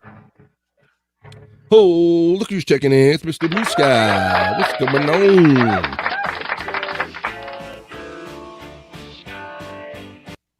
Chris Mack says, afternoon, MBS. The Stream Elements bots are running. Pulper says, hey, I'm Mr. Blue Sky. It's our friend Maya Lost Interest checking in. Ray is confused and delusional. It's why I love him so much. It's adorable. Okay, my 2 cents. Back to work for me. Thank you, my lost interest. You're entitled to your 2 cents. You're entitled to yours, sir. Thank you for contributing your 2 cents. Yeah, like I said, and that's why people like him. You got this. People like him because he's kind of like that kind of victim. They want to, well, I'll pet you. I'll take care of you, Ray. You're my victim. I'll take care of you. Everybody else is being mean, but I'll take care of you. But does that add up to funny? It's this whole, he's funnier than everybody else. He's certainly more interesting to watch than other people. I don't know if he's funnier than other people. Well, yeah, I mean, he's a little bit dense, so it is kind of like, I don't know. Do you laugh at him or do you laugh with him? That's the whole thing. Yeah, that's the thing. You do laugh at him. That's 100%. Right. And some of these people that think they laugh with him and as his jokes are just as much laughing at him and his silliness. Right. And right. Go like sit. Sit. I think what's so entertaining about it is how ridiculous he can be in some of his statements and the things he does and the way he recaps things, and You know, it's just it's really he's a confused man. He's a fucking confused man. I don't The know. way he arranges his words in a sentence, he means one thing, but the way he arranges his wording is like communicates a whole opposite thing sometimes. And a lot of people don't realize that. He's just that way.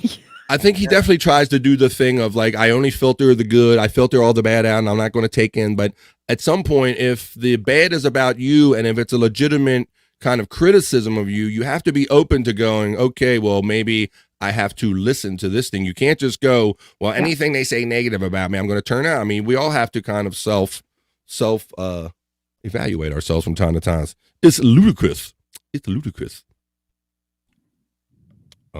He starts 3 sentences before he finishes. Yes, exactly. That's kind of what I meant. Yeah. I don't know, because he went over there, and then Eric Jane and she went in there, and then fucking Bob said it, and then I don't, But then by the time he finishes the sentence, it's got, Bob wearing a dress and Ari Jane, in the men's bathroom and like all the opposite, things. And it's like, what the heck?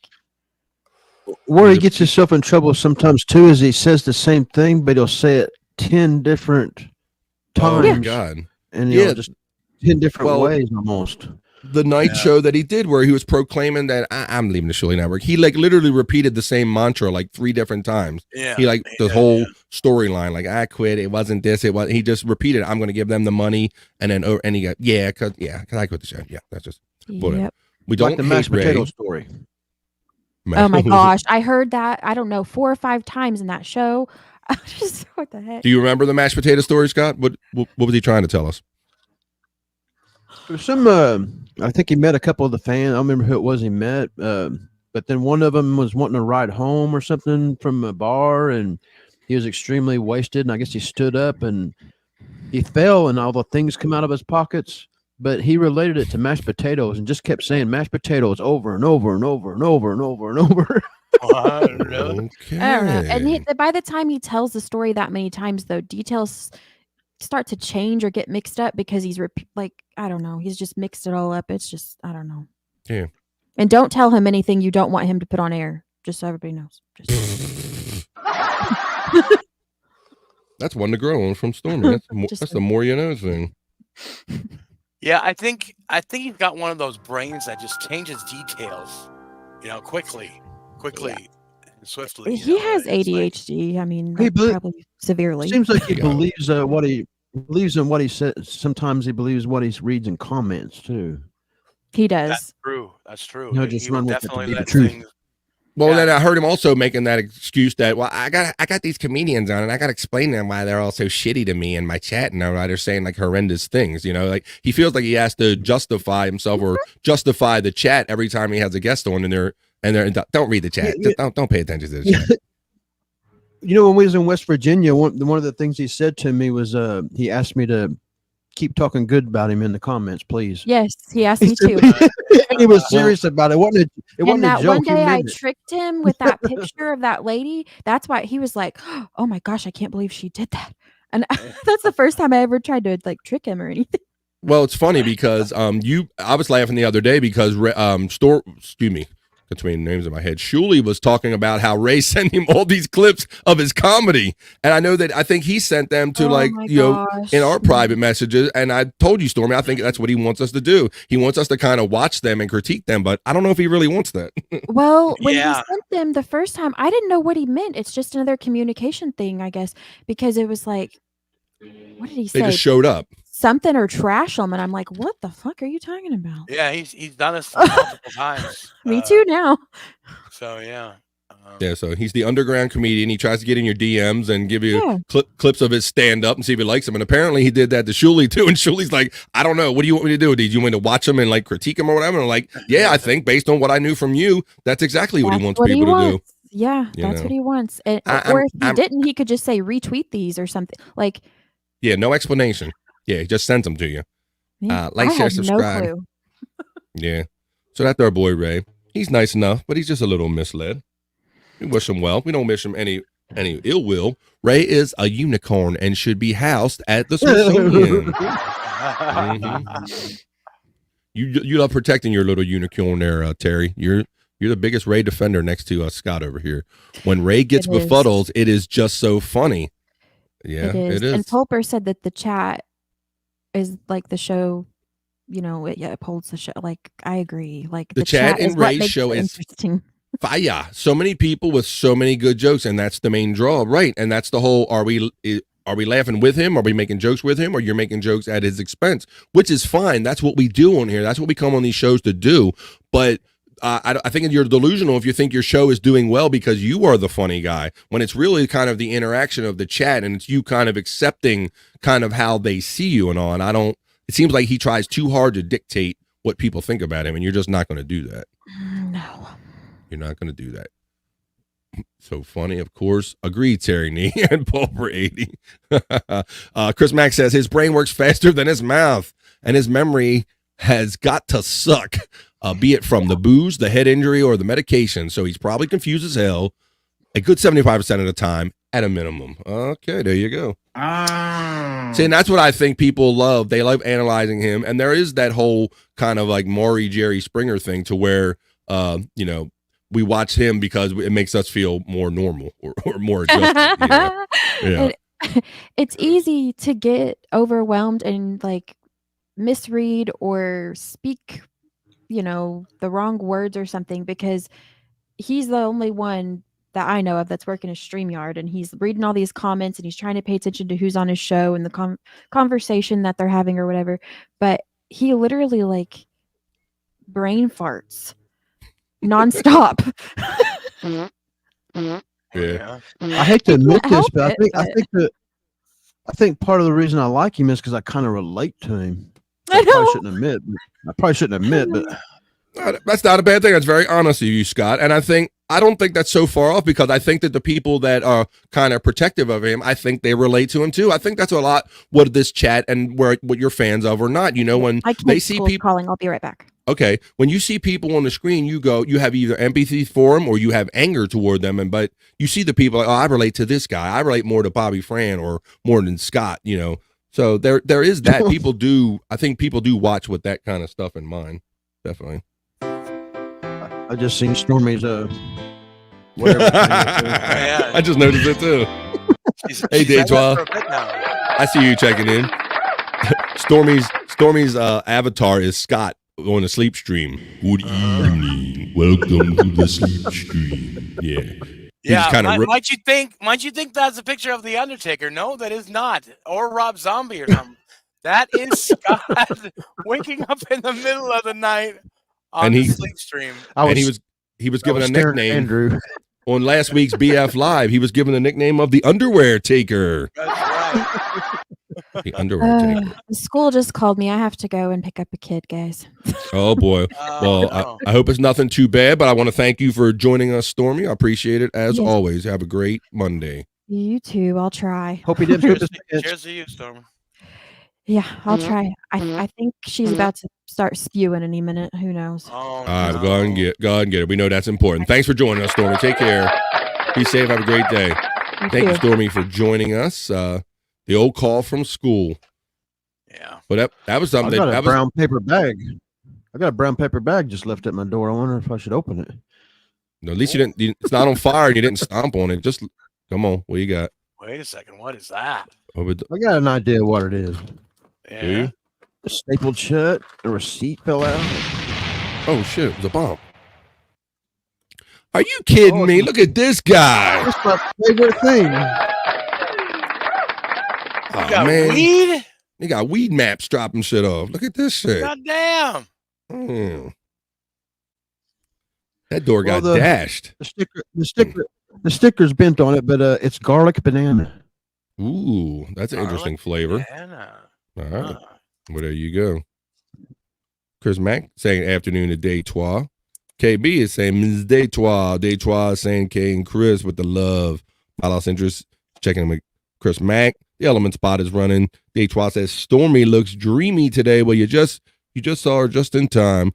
Oh, hey guys, what's up, Jake? What's up, guys? We'll play the real one today. They didn't play the real one on BS Live for Jake, but we will. By the way, By the way,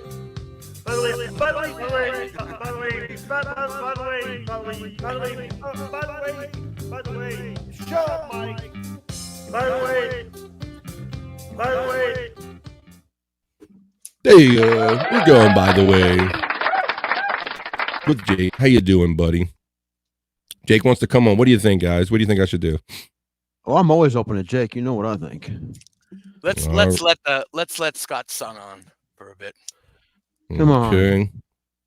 Let's see. Jake is always nice enough to throw me the link. Now, let's see.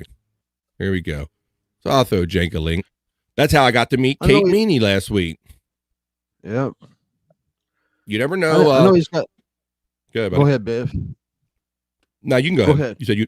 Okay. No, I was just saying that it's always good to jump on with Jake because you never know. You know, there's times on here where I'm sitting around my gear and I'm not really doing anything, and I'll get a link from Jake. And a lot of times I might not have time or feel like it, but every now and then I will jump on with Jake, and we had a lot of fun jumping on with him last week.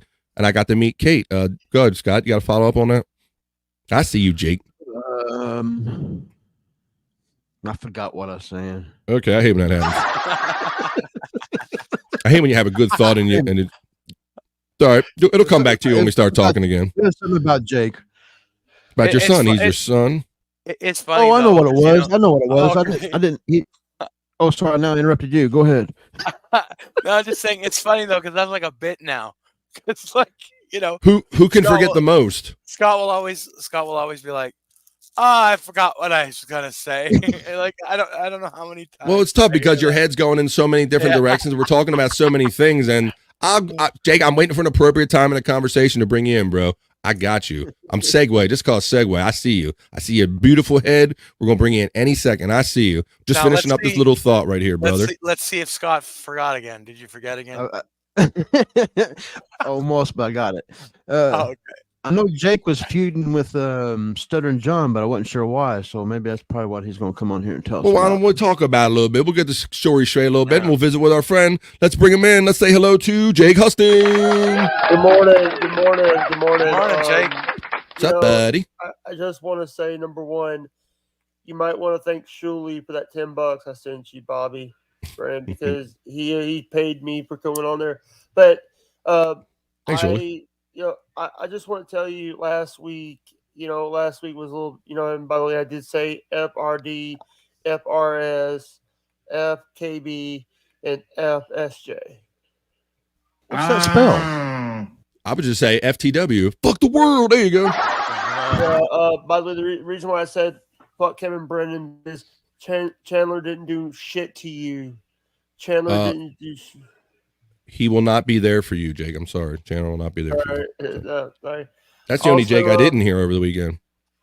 Also want to give a really big shout out. I want to say this out loud. Also, Tiff donated 20 before that. So yeah, that was nice of Tiff. Well, thanks for joining us. Look at Terry Nee was saying. By the way, she actually donated, and the thing was, don't dox me.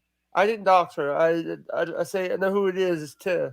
All right, well, let's keep it right there then. Let's see. Terry Nee says, just throw some sawdust on that puke at the school, storm school, and get on with it.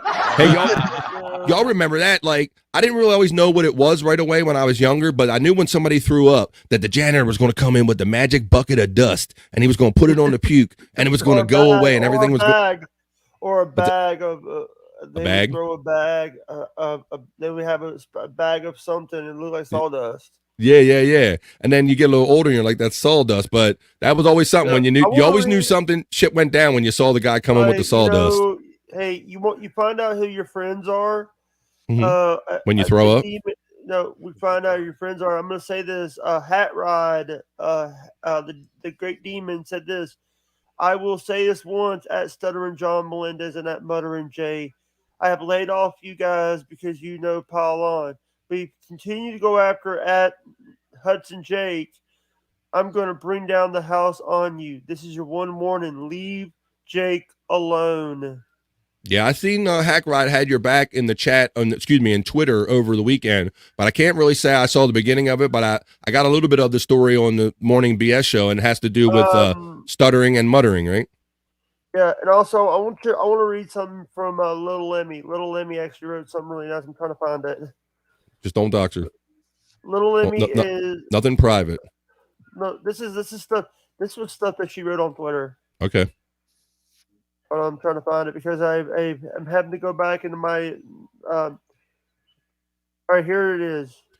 I stand with at Hudson Jake. We've been friends for years, been through our ups and downs, but I always try to have empathy and understand of his disabilities.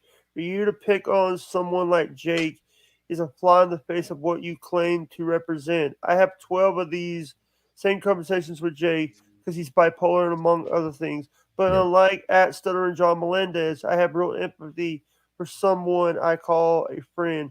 You portray fake empathy when you think it suits your wallet. Despicable, truly. Yeah, I saw some of this exchange over the weekend, and I saw that it was Hack Ride and a couple other guys on it, and I saw Little Lemmy give that little shout out to you and represent and back you, had your back, and then like in a couple minutes, Stuttering John was saying like, what are you talking about? Me. That son of a bitch I unblocked him. I unblocked him today.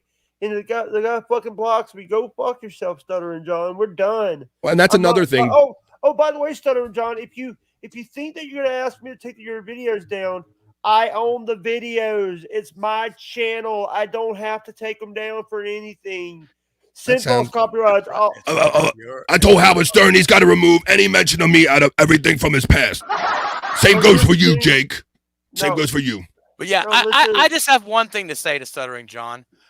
I've gotten the fuck you're blocked things. And, it's Jake Husdon. This is what his fragile ego doesn't realize. When I read this, I'm like, we've all gotten that. And like Lemmy said, I've been blocked and come back 10, 12 times. So if you're a real friend of Jake, you know that this is kind of just Jake's process. And when he's had enough of you for a while, he kind of turns you off for a while. And, I don't always like it, but I don't get my panties in a bunch about it. And me and Jake are still good friends. We all still are.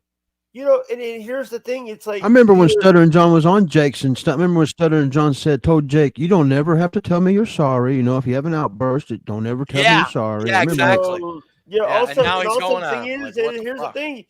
He said he would give me Richard Ojeda's number. Never gotten it. Like I was supposed to get Michael Francese's number from Joey C. By the way, Joey C is also another guy I'm fighting with that people are not knowing about because I had Double Story and Base Pill on my podcast the other day. And by the way, all the podcasts, all the audios go straight up onto Patreon.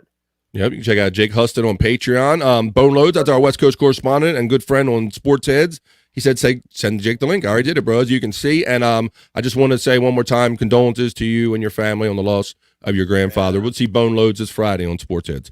All right, there's my link again. By the way, today would have been my dad's 76th birthday. And what's up, guys? I did speak to my niece about some stuff, and I told her about some of the things that are happening. And she was like, "Dad wouldn't want you to be sad," and Dad wouldn't want you to be, Pops wouldn't want you to be sad, and it was hard for me to do stuff, and it's now luckily I got a good. Can you play me can you play one thing for me? Can you play the chat family check-in, please, for me again? All right. Let's see. I'll play this for you real quick because you are my bro. Talk amongst yourselves.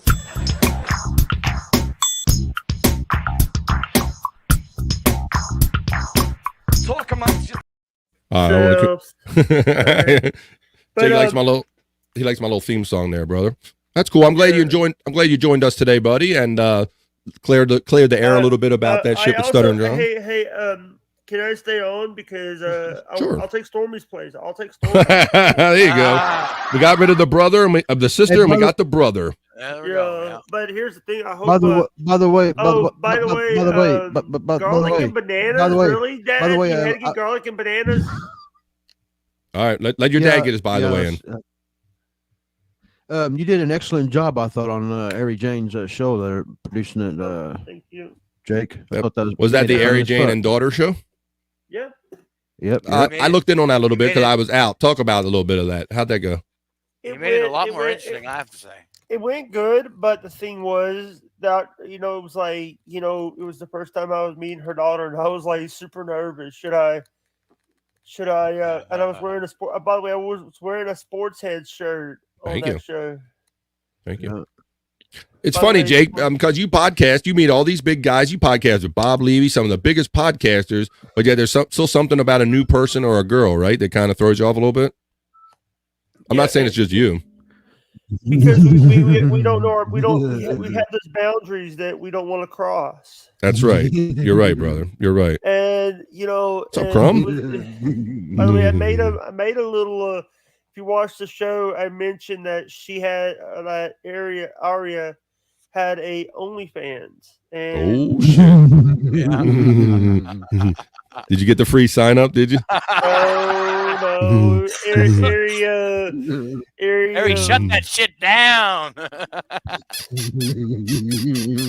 Yeah, but also the thing is, it was I also had Kate Meany. I had Little Lemmy on the show yesterday. Little Lemmy's she's a cool chick. Little Lemmy's been cool. It's been cool to me. KB says about Little Lemmy, that was nice of Little Lemmy. She is a class act. She is. Yeah.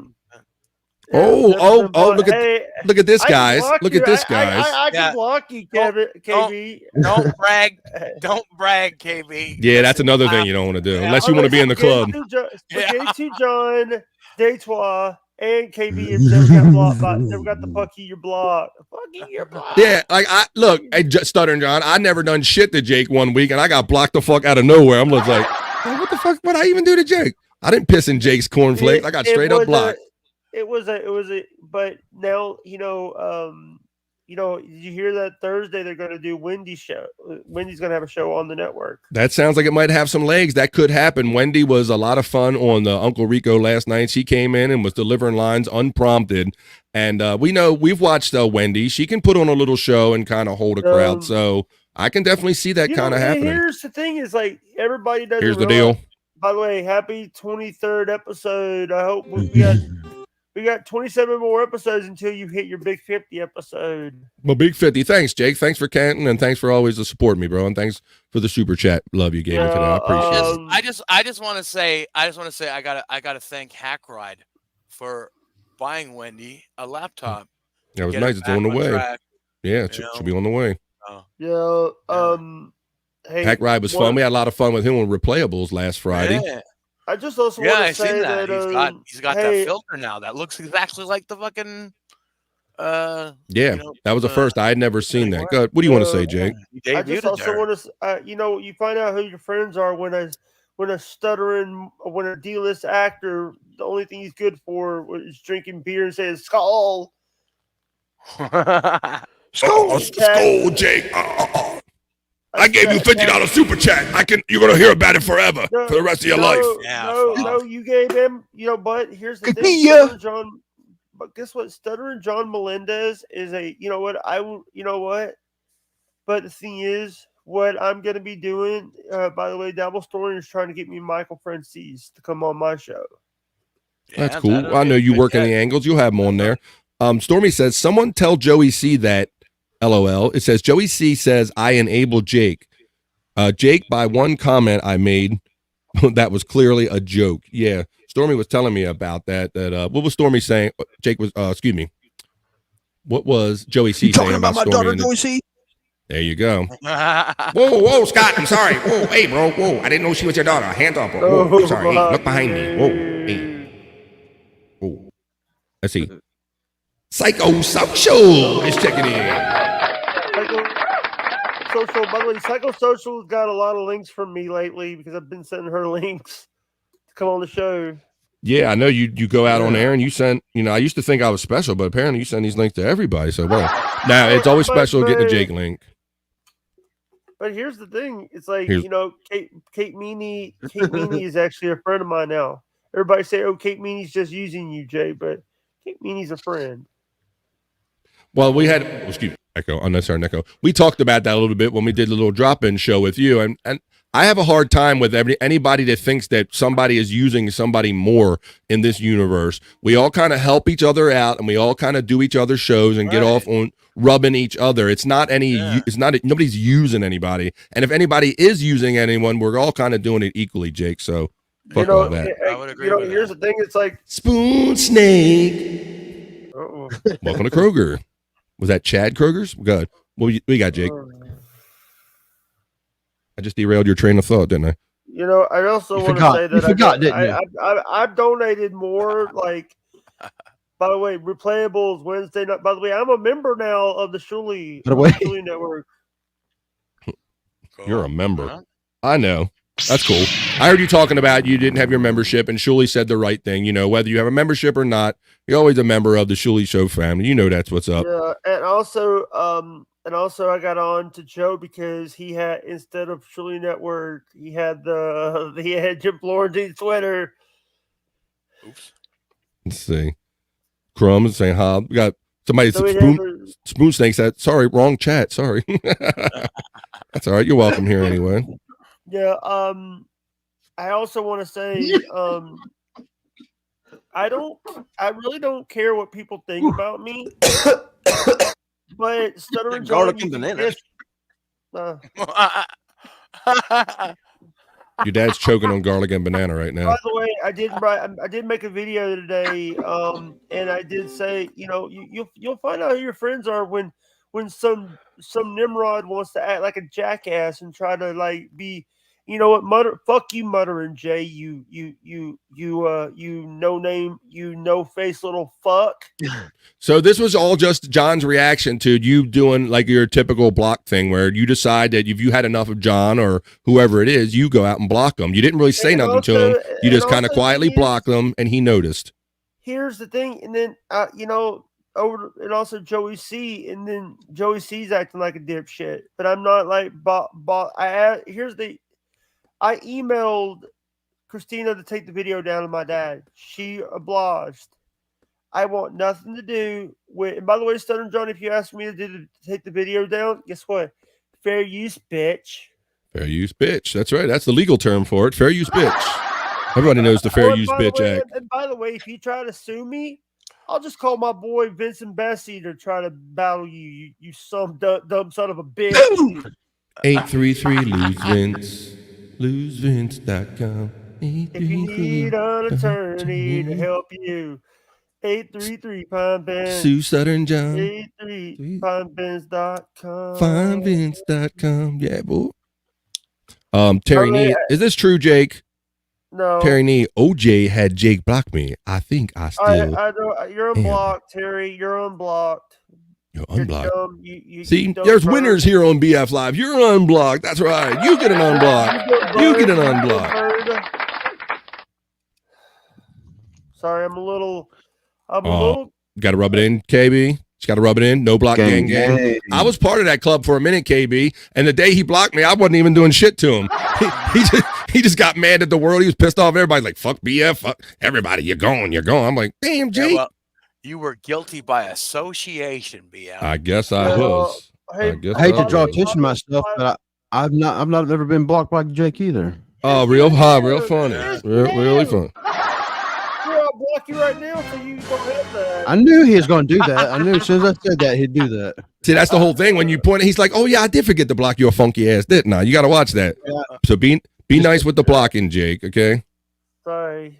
But one other thing, hey, talk amongst yourselves. Talk amongst yourselves. That's right. Let me see. Did I have that? I think I had that just isolating. Yeah, I do. Talk amongst yourselves. There you go. Too much girly drama to drag around. Sorry, Jake. Got too much girly drama to drag around. Sorry, Jake. There you go. All right. Listen. I've hanged out with people in the YouTube drama. Spook Snake says, hand pink waving. Hand pink waving. Men holding hands. Jake knew where I was going with it. Men holding hands. By the way, Perry will be on today. Perry will be. I hope he's dressed up I know he's dressed up as. Why don't they dress him up as Tom Brennan? Rubbing is racing. Why don't who do what to Brennan? I missed that last part, Jake. No, Tom Brennan. They could dress Perry up as Tom Brennan. Ah, okay. That would be interesting. He'd be Tom B. They dress up as each other. That would be funny because Tom likes to do the Perry impression all the time. That would actually be a funny little twist. Twist the roles around and have Tom sitting in the chair dressed up like Perry. That would be funny. The thing is, it's like, you know, if by the way, if we go to New York, you know, if we go to California first, we could do a lot more than Bumfuck Mississippi. Bumfuck Mississippi. You talking about the comedy stuff? Yeah. Yeah, they said they come down your way, they're going to have Jake involved. So, and they're trying to get them come down to the Bayou. Bob don't want to go to the Bayou, but they might come your way, Jake. There's the bots running. Nimrod is from the Bible, Jake. I gotta go pee. Hold on. Me too. In real life, he built the Tower of Babel. There you go. Which is where Jake currently resides. There you go. The Tower of Babel. Chad Zumach is a Kroger employee now, to clarify. Yeah, but I heard Walmart. I heard somebody say something about Walmart the other day on one of these shows. By the way, They he said, will be live in about 9 minutes really? with Monday with Mazer. Mondays with Tony Mazer, yeah. He's a Kroger employee. Let's see. I seen the clip of it. It sounded like he was going to say Kroger. Sorry, I gotta pee. I'm pissing right now. We next didn't even for ask him. next for your at the lunch meat counter. We're doing it. Yes, you're up. Next, what are you doing? Okay. Hey, there's no shame in that game. You got, job is a job. Chris is laughing. Yeah, I've actually I've dealt with people before. Is this week everybody says YouTube drama. Wash your hands. But no. Why start now? Well, he's still peeing, Scott. But I also want to say that I don't like when people, there's so many fake people on YouTube lately where they say, "Oh, Black Lives Matter, what lives matters? What about all lives matters?" Hey, look at this, Jake. Daytron wants what you said on a shirt. I want that on a shirt with no punctuation. Just fair use, bitch. Fair use, bitch. Also, it's my channel, and you know what? To Stuttering John, hey, when we do No Filter next, Bobby, I want to, you know what I'm fixing to say. Eat the fucking poo poo. Oh yeah, you wanna make John eat the poo poo? Yeah, Eat the poo poo. We're gonna do that later on today. Jake, did you hear Perry shout you out last week? Oh, Perry always shut people. I've actually have had that where someone used me as a donation. Yeah, one of those stories. Yeah, you can go hit the Stream Elements stories, and you can type all kind of horrendous shit in there for the bot to say. Yeah. But here's the thing, and also Tony and Allie got engaged. Yes, Tony DeVore and Allie Does Improv are great friends off of here. Great part of Chat Family. For those of you who didn't watch Replayables or didn't pick up on it, they kind of met through these channels watching Shuli shows, and they said they really got to chatting it up in the Replayables thing, and these two got together, and we might have our first fucking Shuli Network Replayables baby and all this. I don't know. It's funny, but they made a love connection, so that's kind of interesting to know. Hey, but here's the thing: if they come here, they're gonna have to send a car out to pick me up. We'll have to see. They have lots of big plans. They're talking about doing a wedding down in the Carolinas. They want everybody from the chat and the shows there. So we're gonna have to see how. Not that. What? Oh, you might back to the comedy show, huh? You're skipping on me, Jake.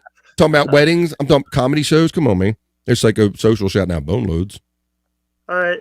By the way, we got to give a really big shout out to the person who does more on these shows a lot. She's a producer for our show for No Filter. Well, you said she, so I guess it ain't about me. All right. No, it's Storm. Stormy. Okay, you know it. That's right. Oh man. Yeah, that's getting to be a lesser kept secret. That Stormy's always behind the scenes, like kind of supporting us, whether it be through graphics or emotionally, whatever the case may be. Any kind of support she can give to make these shows happen. Chris Mack says, no, it was at the end of my super chat, Jake. Perry read it out, not the voice. Oh, so Perry actually read that one. Cool. Psychosocial says, big ups to Ali and Tony. Big ups. Yeah. I agree. Yeah. Congrats. Hey, I just also want to say that I'm actually doing a lot better now. I'm doing a lot better with my legs and stuff. That's good. because I'm actually wearing shorts today because I was getting too hot yesterday. Okay, I thought you were talking about mentally because I know it's that time of the year. No, it's like I said on my show the other day with Lemmy, when Redbeard died, when Bobby P died, I was upset. But when Redbeard died, I wasn't upset because I wasn't around him a lot. Mm-hmm. Yeah, it definitely affects you when you're on the air with somebody every day, Jake. It's a little different, no? Full show. Yeah. The death doesn't mean any less, but yeah, emotionally, it definitely did get Jake, me more too. Because did you see me sing gay karaoke on BYB Hello? Saturday night? Hello? Damn it, Hello? Mike. I'm still here. Oh. I'm still here. Did you hear my question? Did you see my wonderful song stylings on BYB on the gay karaoke the other night? No. I sang, Jake. I fell asleep before the show. I hate when that Unfortunately, happens. I did too. Fuck. Because I was actually doing a show before that. Jake, wake up. I'm singing. Jake. Ari, I'm singing. I was working with Ari. I was doing Ari's show, Ari Jane's show. You working day and night. I know you're not lying. There you go. There's the link. Still running. Red was in a lot of pain. R.I.P. Redbeard, says Balls Deep. Red, by the way, Balls is actually Balls was when Red was still alive. Balls was actually putting the donation links out there for everybody. Mm-hmm. That's cool. So Balls is actually mother. Yeah, man, why can't that camera be on? Damn it! God damn it! Jake, are you okay? No, I hit the garbage can. Can you turn the camera on and do it again? Damn it. I need a viral moment, Jake. Cupcake says Ari Jane was singing on the show Saturday. Yeah, she was. Cupcake, you sang a lot of songs before I even got there, bro. I sang a couple too. I saw Ari sing one. Yeah. Red was a true friend and an inspiration, Balls Deep says. I wish I was there, but I. Thank you, Jake. Yeah, I wish I was there, but I was. By the way, our friend, Detroit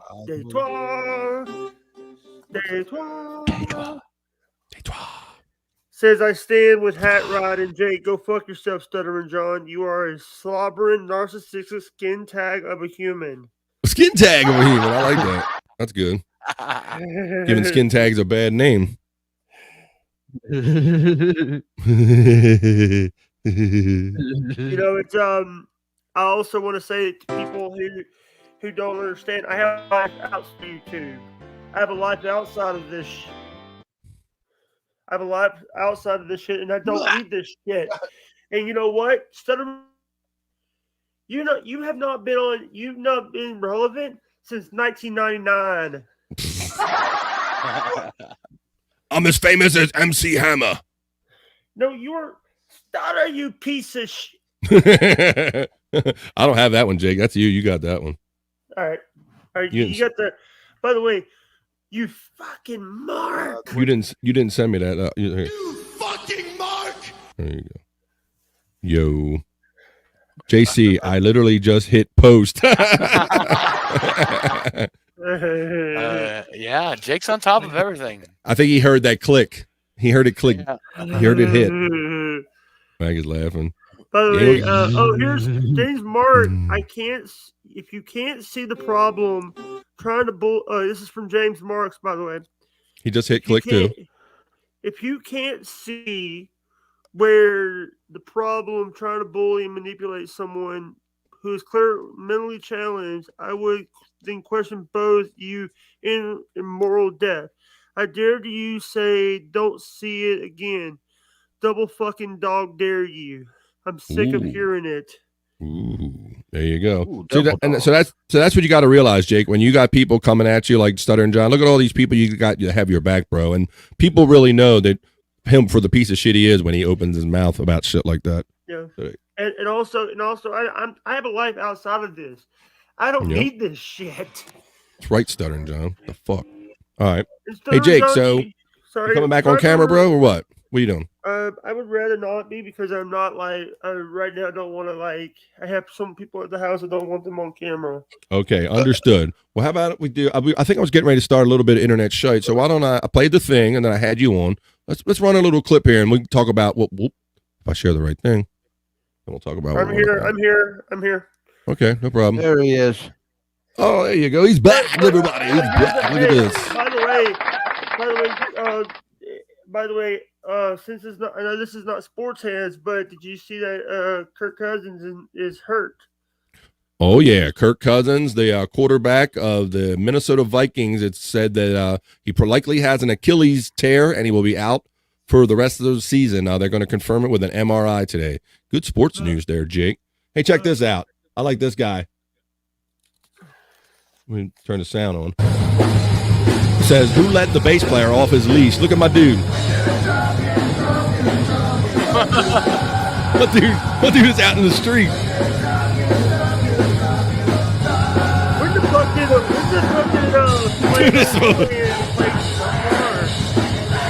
He's dropping them.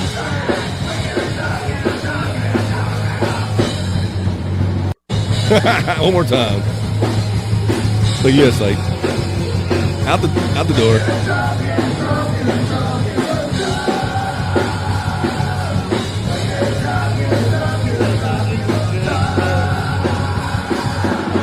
Aaron Emmons was talking about it yesterday.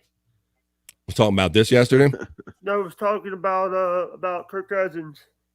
Oh yeah, well he's like a Minnesota guy. He was hoping that he wasn't hurt, Yeah, but I was showing you something. I actually have. Who really listens to Aaron M. Holt anyway? Who does that? Aaron who? Exactly. Hello, Frisco.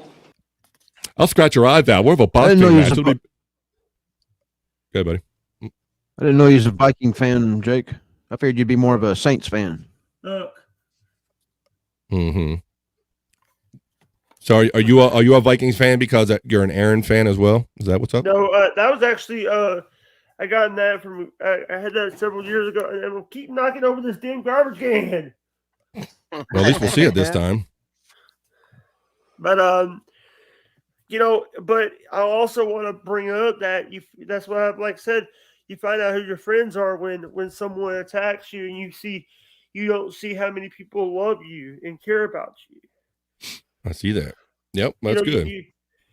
You don't see people. You don't see people to the point where they're trying. When you are on these, you see the people. You see the bad people in this community. You don't see the good people sometimes.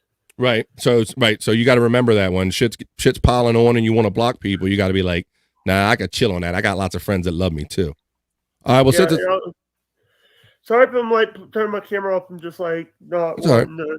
Yeah, but fuck you, Jake. You turn your camera off on purpose. I gave you $50 super chat, and you come on my show and turn your camera off. I guess that's what I'm supposed to do. You do you, Jake. You do you, Jake. Oh, and by the way, to the person who's saying that, oh, why do I turn my back on people? Because people turn their backs on me. That's Stuttering John never cared. Here's the thing. Shirley's always paid. Shirley pays people the right way. Kevin paid. And by the way, Ray DeVito, I would have done the show for free. I would have done my plug. I would never ask for money for the show. I would do my plugs at the end. And also, by the way, and also Joe actually was using Jim, and then they called him and said, "You're working for Jim Florentine now? You're doing stuff for Jim Florentine during the show?" So that's funny. I saw you mixing it up. You giving Joe, producer show, some shit in the BS chat on the show this morning because I knew that Joe produces That Rocks for Jim Florentine, Don Jameson, and Eddie Trunk. He does that show separately. But Jake got into how much he was getting paid and all this shit. I was like, whoa, I didn't know none of that shit. Because here's the thing, because they give me shit about stuff. By the way, he was one of the people that were like, if you don't know this, thank you for Stormy. You go take care of your kid. We got you. Little brother's got your back. Little brother's got your back. Actually, your twin brother's got your back. Yeah. I mean, they are the same age. Look who's checking in saying, "By the motherfucking way, y'all." Hey, Isaac Walmart. What's up, guys? By the way, Scott might fucked and it fucked Stormy's mom, then fucked my mom. Whoa, wait a minute. Ooh, okay. He's trying to claim you as the half father, Scott. Stormy says, "Will do, bro." Take care. You my half brother. Mississippi took a trip to Mississippi about 30 years ago. Yeah. But my dick's in Mississippi. Yeah. I did meet a fine little lady down there. Yeah, I remember now. Chris Mack says, "Goddamn, Jake." Hey, by the way, if you want me to, I could actually do a little thing here and show you the screenshots. And by the way, Stuttering John did block me again. I'll show him. By the way, I'll show that guy on the spectrum, and I'll out spectrum him. You know, I'll block him. Oh, and by the way, also I can actually let me pull up something here. I've been blocked again by Stuttering John Melendez. I was blocked before. Lucky you. Hey, hold on. Look backstage. He'll unblock you when he needs you for something. Look backstage. I see. What are you showing me? Oh, now I see it. Oh, you want to? Okay. He wants to show that he's been blocked. There you go. There's the official blocking right there. Hey, You've been blocked. You're friends with the dudes payer. Your friend. Oh, I'm gonna remove that so I don't dox you. There you go. Sorry. Oh, you can put it back on. You can put it back on. Okay. Better not be porn. This is the this is the tweet. That's the thing where I blocked him. Mm-hmm. Butter and Jay. And by the way, and also if you know that picture, that was his pinned tweet of him of Tom Chipasanto. Mm-hmm. Yeah, Chipasano, yeah. I gave this guy $50. I super chatted him and he blocked me. All right, here's the thing. You're dead to me, Jake. I'm sorry, Jake. I didn't realize you were in the thread, buddy. Forget all this bullshit. You did nothing wrong. You did not cause or deserve the disrespect aimed at you by SJMJ. Go about your day and ignore those that weren't worthy of your friendship. There you go. Sounds like the more you know kind of thing right there, Jake, I think. Yeah, and I'm actually the more you know, and I'm actually if you see this. You see this? It better not be. You better not have your zipper down, Jake. No, I'm putting the link for the stream. Said, oh, thank you. Sharing BF Live 23. We're happy you're all here with us today. It's about 10 minutes after the hour, 2:00 here in the United States, America, on the East Coast. Hope you're having a good day wherever you are, whether it be other parts of America or all over the world. Thank you for joining us. Also, Hat Ride just said, I hope I'm telling people to go here. Cool. I appreciate it. Hack Ride is a good bro, man. He's shouted me out a couple times. So we had him on we had him on Replayables on Friday night, Jake. He had his like Hack Ride filter, and then he had a live camera below that where he could actually reach in with his hand and we could see him drinking and pull his drinks in and out. And he set up this nice elaborate Oregon setup on his second camera. But shout out Hack Ride. I know that was a wild and crazy show. That was a ride in itself because we had Hack Ride, we had Tony and Allie in one camera, we had Hot Body 1330, and plus me and Chris. So there was a lot of busyness, a lot of talking going on, but we appreciate you coming and doing your thing and hanging out with us. What do you got, Jake? I also want to say that I do, when I do replayables, I might have to get me another computer because I think my computer doesn't. I'm gonna try to, when I do other shows with StreamYard, I might not do replayables. You guys are gonna have to do StreamYard. Dude, you're getting a Dell. I don't know. Might need a computer. All right, Hack Ride, get on that. You sent Wendy one. I'll send Jake one. No. I wasn't asking for no, but I'm asking if I do an episode of Replayables, can we do it on StreamYard? Yeah, well, I don't know. I have to talk to the guys when we get to that point. What's this? E-Dub, what are you checking in? Hi, guys. Sorry I'm late. Which this is E-Dub. What's up, E-Dub? This is the famous E-Dub related to Chris Abels and Replayables. That E-Dub, for those of you who know him. Our little rapper and little... I also... talk amongst yourselves. What? Talk what are we talking about? Yourselves. Sound drop. I didn't hear you. Talk amongst yourselves. Oh, you want that one? Talk amongst yourselves. There you go. All right, Jake. There you go. All right, I got another piece. That's Mike Myers. That's from Saturday Night Live. Talk amongst yourselves.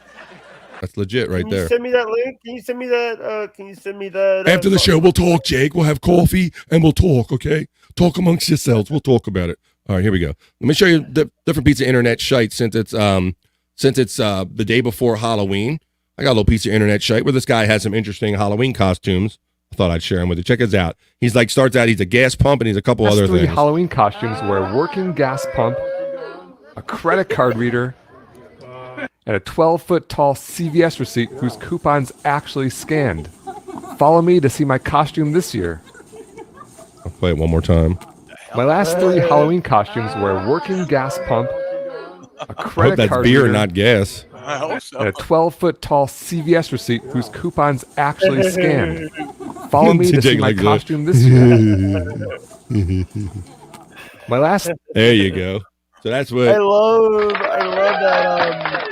I actually love that people now Halloween is, but I don't like Halloween. You're not a big Halloween fan, Jake? Because Halloween does rival Christmas as far as popularity. I see lots of people decorating around here as much as they do for Christmas. Talk amongst yourselves. Talk amongst yourselves. I wonder why they like it so much. Could it be Satan? Could it be that? By the way, have you heard the new Danny Polchak song? The Danny who song? The Who Check? The Danny Polchak. He did a song called the Juice Song by Ahab Sandler. I have not heard that yet. The only thing I had heard about Danny recently making the news is that he lost his monetization. I was kind of surprised and shocked by that on YouTube, right?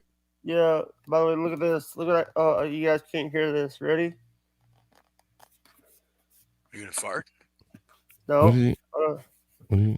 He's got a little frisbee. He's got a plate. Oh, hold on. It's the plate here. He's going to spin a plate, stick a plate to his head. It's replatables. That's what it is. God damn it. Spin it around on your forehead, Jake. Come on. You can do it, buddy. I thought it was a frisbee. He's sticking it to his head. Lick it. Oh, damn it. Smack it up, flip it, rub it down. You got to breathe on it like a spoon. He's trying to break a plate over his head. He's going to break it. Eat it like it's mine. Oh. That's using your head, Jake. This is why I like this kid. That's why I like this kid. There you go. Relief. What's up, E-Dub? He said he can't watch the full show because he has a dentist appointment at 2:30. But so on the ride to the dentist, you tune into BF Live. Thank you, buddy. I appreciate you checking with us. Yourself. Well, really? We're going to go keep doing that, Jake? Talk amongst yourselves. There you go. They talk amongst themselves. They don't really need us, Jake. But that's cool. Thanks for checking with us, E-Dub. I also want to say, I don't want people, Phil Elidor reposted a post that Phil Elmore, our guy Phil. Yeah. Yeah. Are we going to be done before 3? Well, I like to finish up right at 3 there, my time, Jake. So that's probably 2 your time, right? Yeah. Yeah. What did you think about those Halloween costumes, bro? Like when you were younger, like what kind of Halloween costumes did you like when you were a young kid, Jake? I was a samurai. I don't want to say the samurai blank because if I say it, it sounds like I'm saying the N word. All right. Ninja, please go ahead. What else did you like? I was also a one time my mom had me put makeup on just like that was something that was never. Yeah, Mom, I didn't agree to this one. I'm gonna be a tranny. Hello, Trick or treat, bitches. By the way, talk amongst yourselves.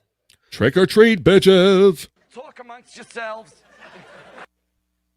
How about you, Scott? That's What is good- one of that's your good earliest sound drop. costumes you kind of remember, like really digging? Like, were them plastic ones with the face mask, or did you make something? Like, what was? I was also a one time.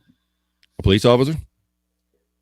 But the one time I guess we had a good year that year So- financially or something. We was able to buy a fancy a creature from the Black Lagoon, expensive. Oh, whole head mask?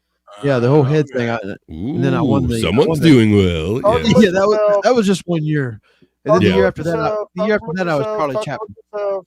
We're trying, Jake. Charlie Chaplin. Talk amongst yourselves. That's a good costume though. I missed the last one. What was the last one? The year after that one was Charlie Chaplin, and I won a contest with that one. Borderline Hitler with the mustache? Yeah, mustache and all. Talk amongst yourself, Jake. Talk amongst yourselves. Isaac, can I- he hey, by the knows way, what's up. He said, Newport, please. Are you gonna send me a link to come on No Filter today? No. There you go. You'll probably Why? get one. Jake. You'll probably get one. Don't worry. Dude, I'm a star. Yes, Jake, you are a You star. shouldn't be so shy, though. You should talk about how you really feel right there, Jake. Let's see. By the way, E-Dub Jake says, I'm Mark being a says- monkey for Halloween. Some people might say you do it all year long, E-Dub. What's up, buddy? Hey, by the way, James Marks is in the James Mark is coming. Well, I see Mark James. He's saying, hey, boys. Hey, Mark James, how you doing, man? I see you out there on Twitter. I see you in the chat, family chat. Hey! Where's Hack? Oh, I see him. Let me get to him. You're doing like Bob Levy, like your other father, getting ahead in the chat. Surely has to keep him on. By the LOL. way, if you want to tip my channel, there's my Cash App and Venmo. Hold up, but always BF first. That's the policy, right, Jake? Tell them the policy. Yes. Policies BF first. Always BF first. That's right. Let's see. All right, there's Jake's link. He gave me some chat. He gave me super chat love, so you can give it back to Jake if you're so inclined. There's his Venmo and Cash App right there. Mark James is shouting you back. He's saying, hi, guys, and hi, Jake. Oh, and then I didn't want to skip my boy, Hack Ride. What's up? What's up, Hack? You probably heard me, bro. It was a busy show. It was a busy show on Replayables Friday night. It was hard getting a word in edgewise and timing, but I appreciate you being there, bro. I think a lot of people had a good time, though. We'll have to do that again sometimes.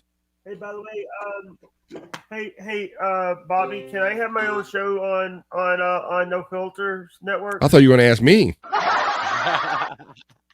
On the BF Live your own show? Network.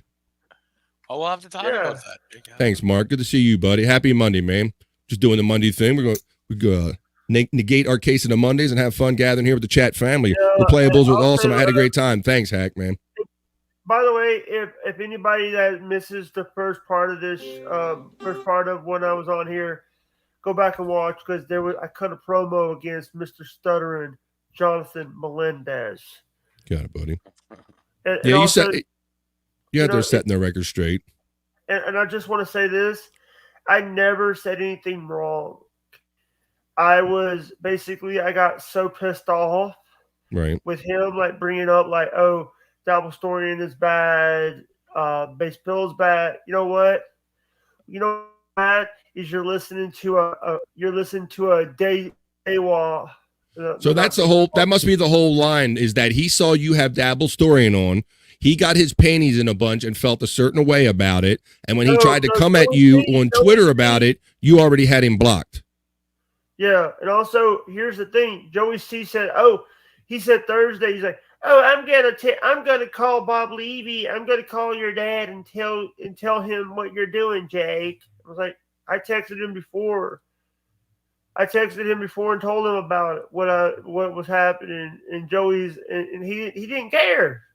Hey, hey, Jake, I'm going to put this comment up, and it's ironic considering the person that it's attributed to and what they do for a living, but check this out. It says, hey, Peanut Gallery, what's up? When Jake visits neighbors or family, does he ask for super chats? Kevin Brennan says he's addicted to cash. Yes. The guy who's on air every day pulling it in with a rake. But Jake is addicted to cash. Got it. There you go. But the person who, by the way, just made not Charlie Chaplin and the Cats in the Cradle and the Silver Spoon. That's I was going to sing it, Jake. You're getting ahead like Bob Levy. Church and the Cats in the Cradle and the Silver Spoon. Little boy blue and a man in the moon. When you're coming home, John, I don't know when. By the way, we'll get together then, Jake. We're going to have a good time then. Ooh, we don't want to feel so bright, feel so good, make a woman cry. I don't know what it was. He knows more of the words than Stuttering John does to Cherry Pie. I don't really know the words. Jake knows more of it. By the way, I also say that classic rock is best rock, and also CK. Damn it! But by the way, shout out to not flow playables, not replayables. You know, I'm a dipshit. Excuse me, I'm going to go put my head in the toilet. Okay, turn the camera on. Turn the camera on. Well, how about I'll talk a little bit until you gather your thought. And I'll say what Stormy says. She says, why do people get so upset over guests other people have on their channels? I don't get it. Q. I don't get it. Well, either. because people have the twisted sense of loyalty that they think, well, you're supposed to only talk to me and like me. And if you act like you have a personality with somebody else, then I can't be your friend. It's very weird. Q's in the chat. All right, well, let me get to it, Jake. Stop getting ahead. What's up? Mark James is saying, hey, Terry Nee. I got a system here. What's up? Hack Ride is saying Stormy Loti. Let's see. E-Dub, that's our buddy. He met him backstage. Hack Ride. That's E-Dub from Replayables the other night. That's Chris Abel's boy right there. What's up, Hack Ride? From E-Dub. Peanut Gallery. That song always depressed me as a kid. The Cats in the Cradle. Yeah, it's deep. It's heavy because you understood that shit when you were a kid. You're like, yeah, Bob. Q, what the fuck? It's Jake. what up, fam? What's up, Q? How you Talk doing? amongst yourselves. Wait a minute, Jake. Talk amongst yourselves. See? That's why people don't have you on, Jake, because you're pushy. You produce the show as you go. That's all good. What's up, Q from Mark? Yourselves and, Look. and you fucking Mark. Talk amongst yourselves. Really? What? You fucking Mark. What am I, your sound whore, Jake? Hi, Q from E-Dub. There's the bots running. Please give to them if you can. By the way, shout out to you. Talk amongst yourselves. Brian Collatter's in the fucking chat. I didn't get there yet, Jake. I'm gonna cut you off in the chat. I'm gonna take the chat out. Q is shouting out Mark James. What's up, guys? Terry Nee. He's saying no. We've seen that toilet. 37 minutes until the top of the hour. Really? Jake with the time and the weather every 15 minutes? Is that what this is? Hey, it's the Jake Husdon show. We got weather and traffic on the 15-minute mark. That's right, everybody. Come on. Cats All in right. the Cradle, I think he a deeper nerd than people realize because it's the first song I ever heard that basically said all choices in your life don't matter. You're going to end up like your dad. Yeah, people, see, even you related that. Everybody can really, you take that song in for what it is. I was reading Hat Rod's comment. Well, what comment you don't? See, I thought you were getting deep. Stop. Let's see. Hack Ride. Look, you got the E-Dub shout out from Hack Ride there, E-Dub. What's up, buddy? Yeah. Hey, Hat Rod. Q. Actually, I love Hack Ride. What's up, Hack Ride? What's up, E-Dub? Like I said before, I'll say it again. I'll say this before and I'll say it again. You know, you find out who your friends are when a stuttering, blumbling, drunk idiot comes at you. You find out who your friends are, and thank you. There you go. That's all love for Hack Ride. What's up, Brian Clotter? He says, what's up, everybody? Glad I could catch the rest of the show. Was in meetings all morning. That sucked. When you just got to sit there and tap your fingers and act like you're listening. Yeah. Tired now, damn it. You're an asshole. You're tired, Jake. We're all kind of tired. We're all tired. Long morning. Long morning. Ha Stormy. What did Stormy say? He, Stormy. They Oh, here we go. Terry Nees changing the name of my show to Jake Live. Wait a minute. Yeah. I liked your costume on Replayables. What's up? Get some. Oh, here we go. Here's Hack Ryan. Let's see his. This is what Jake tried to say. Cats in the Cradle, I think, hits a deeper nerve than people realize because it's the first song I ever heard that basically said, all the choices in your life don't matter because you're going to end up like your dad. Yeah. And it's funny how, like, there might be things that we repeat the same bad behaviors because life sometimes pulls us that way. Yeah. It's very, very deep and heady, and that you think the boy would know better and be different, but he ended up being exactly the same. So I've always took it as that cautionary tale, too, when you. Hey, look what I'm doing. We can't see. You got your camera off. So he's jerking off camera. People, don't show that, Jake. No, he's back. What's up? What do you? He's got a silver spoon in his mouth. Oh no, my I got a fork. I got a broken fork in my mouth. He's got a broken spork in his mouth. Someone's doing well. Jake got his own spork. Come on, man. Who says I'm an effing Mark? There you go. There you go. That's your drop now, buddy. That's Mark James' drop now. What was Chris Abels' costume? Did he go on as a giant corn? No, he went on as Garth from Wayne's World, and I was Lenny Powers, Kenny's brother. Chris fucking Abels? Yeah, Chris fucking Abels. Yeah. Talk amongst yourselves. Really? Here we go with the Jake Live there, Terry. Talk amongst yourselves. How about this one? There you go with that one. He's laughing. That's what's up. Bone loads. He's like cute laughing. Let's see. Stormy says, I'm starting to wonder if I have too much tea for this Dabbleverse Hack Ride. Yeah, that shit is funny, Stormy and Hack, because really? You can't hear me talking? You're just gonna talk over me? Are we not doing the show here? Mark James is James Marks on Twitter. Man, why you gotta dox people? Just leave the man alone. Just let it be. He just said it in chat. All right. Yeah, Stormy loves talking about. We did Sports Heads. We did the No Filter Sports Head combo show on Friday, and while that was going on, they had this Ryan fight. Ryan and Stevie Lou, right? What's his name? Katsumi or whatever. Yeah, Ryan Katsu Rivera. Yeah. By the way, both of them will be on BYB tonight to talk about the fight. So. Okay, and we'll talk about it a little bit too here because we actually sniped that and did it as part of Sports Heads on Friday. I don't know if you saw that, Bobby Nick. Yeah, I did see a little bit of it. Yeah. But Stormy the whole time was like, "This is gay. This is gay." She was like flashing up the word "gay" and shit. It was freaking hilarious. It was pretty gay, but I talk amongst yourself. I have to give it to Stevie Lou. He only trained for 3 months. All right, so let's since you have a little bit of inside knowledge or better memory about this than me, tell us why you even believe this fight started in the first place. Let's go back to that. It started on BYB. Cody Canuck was on, and I don't really remember exactly what happened, but Asian Pat Dixon or Ryan Katsu Rivera is Cody Canuck's his boy, Right.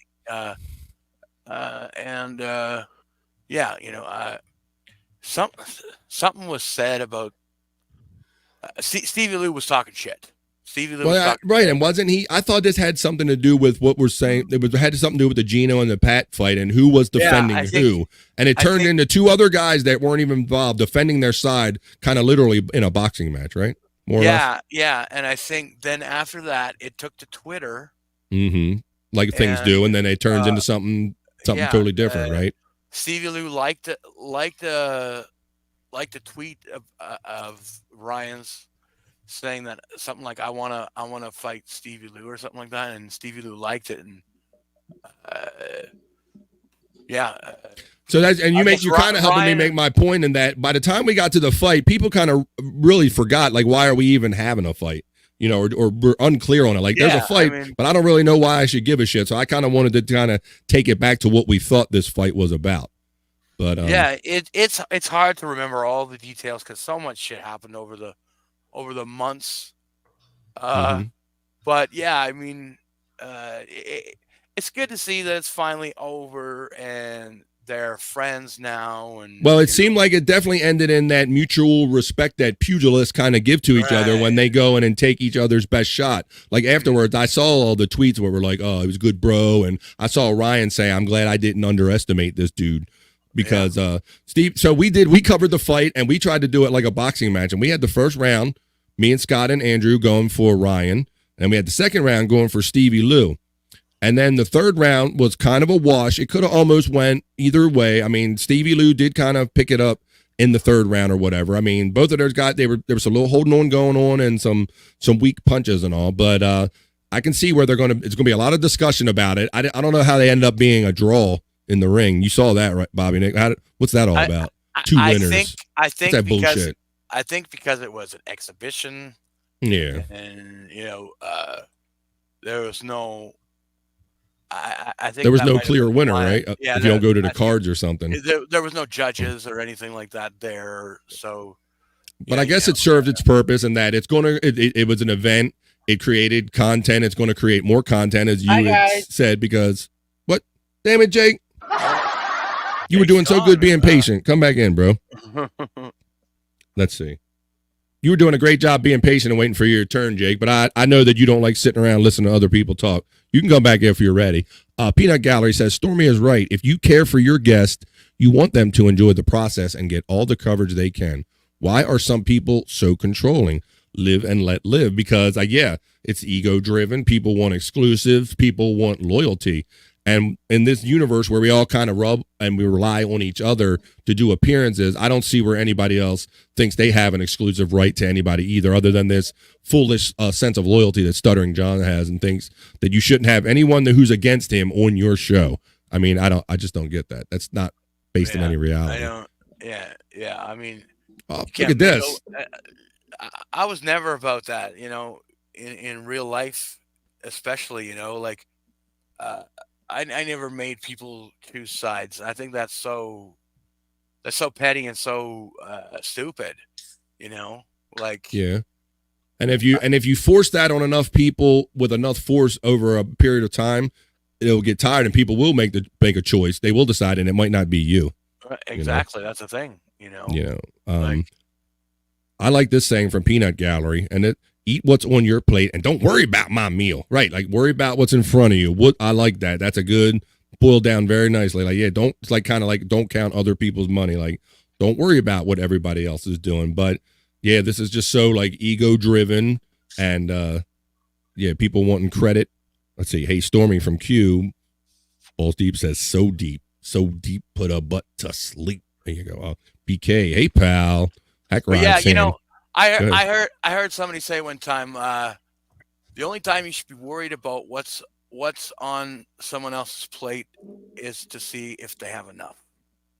That's a better way of putting it. That's a more that's a better way of kind of putting that, or putting a more friendly spin on that, if you will, more gracious spin. Hackrat says, hee, Stormy. They say about great actors that it takes more of a woman and less of a man to be great. Yeah.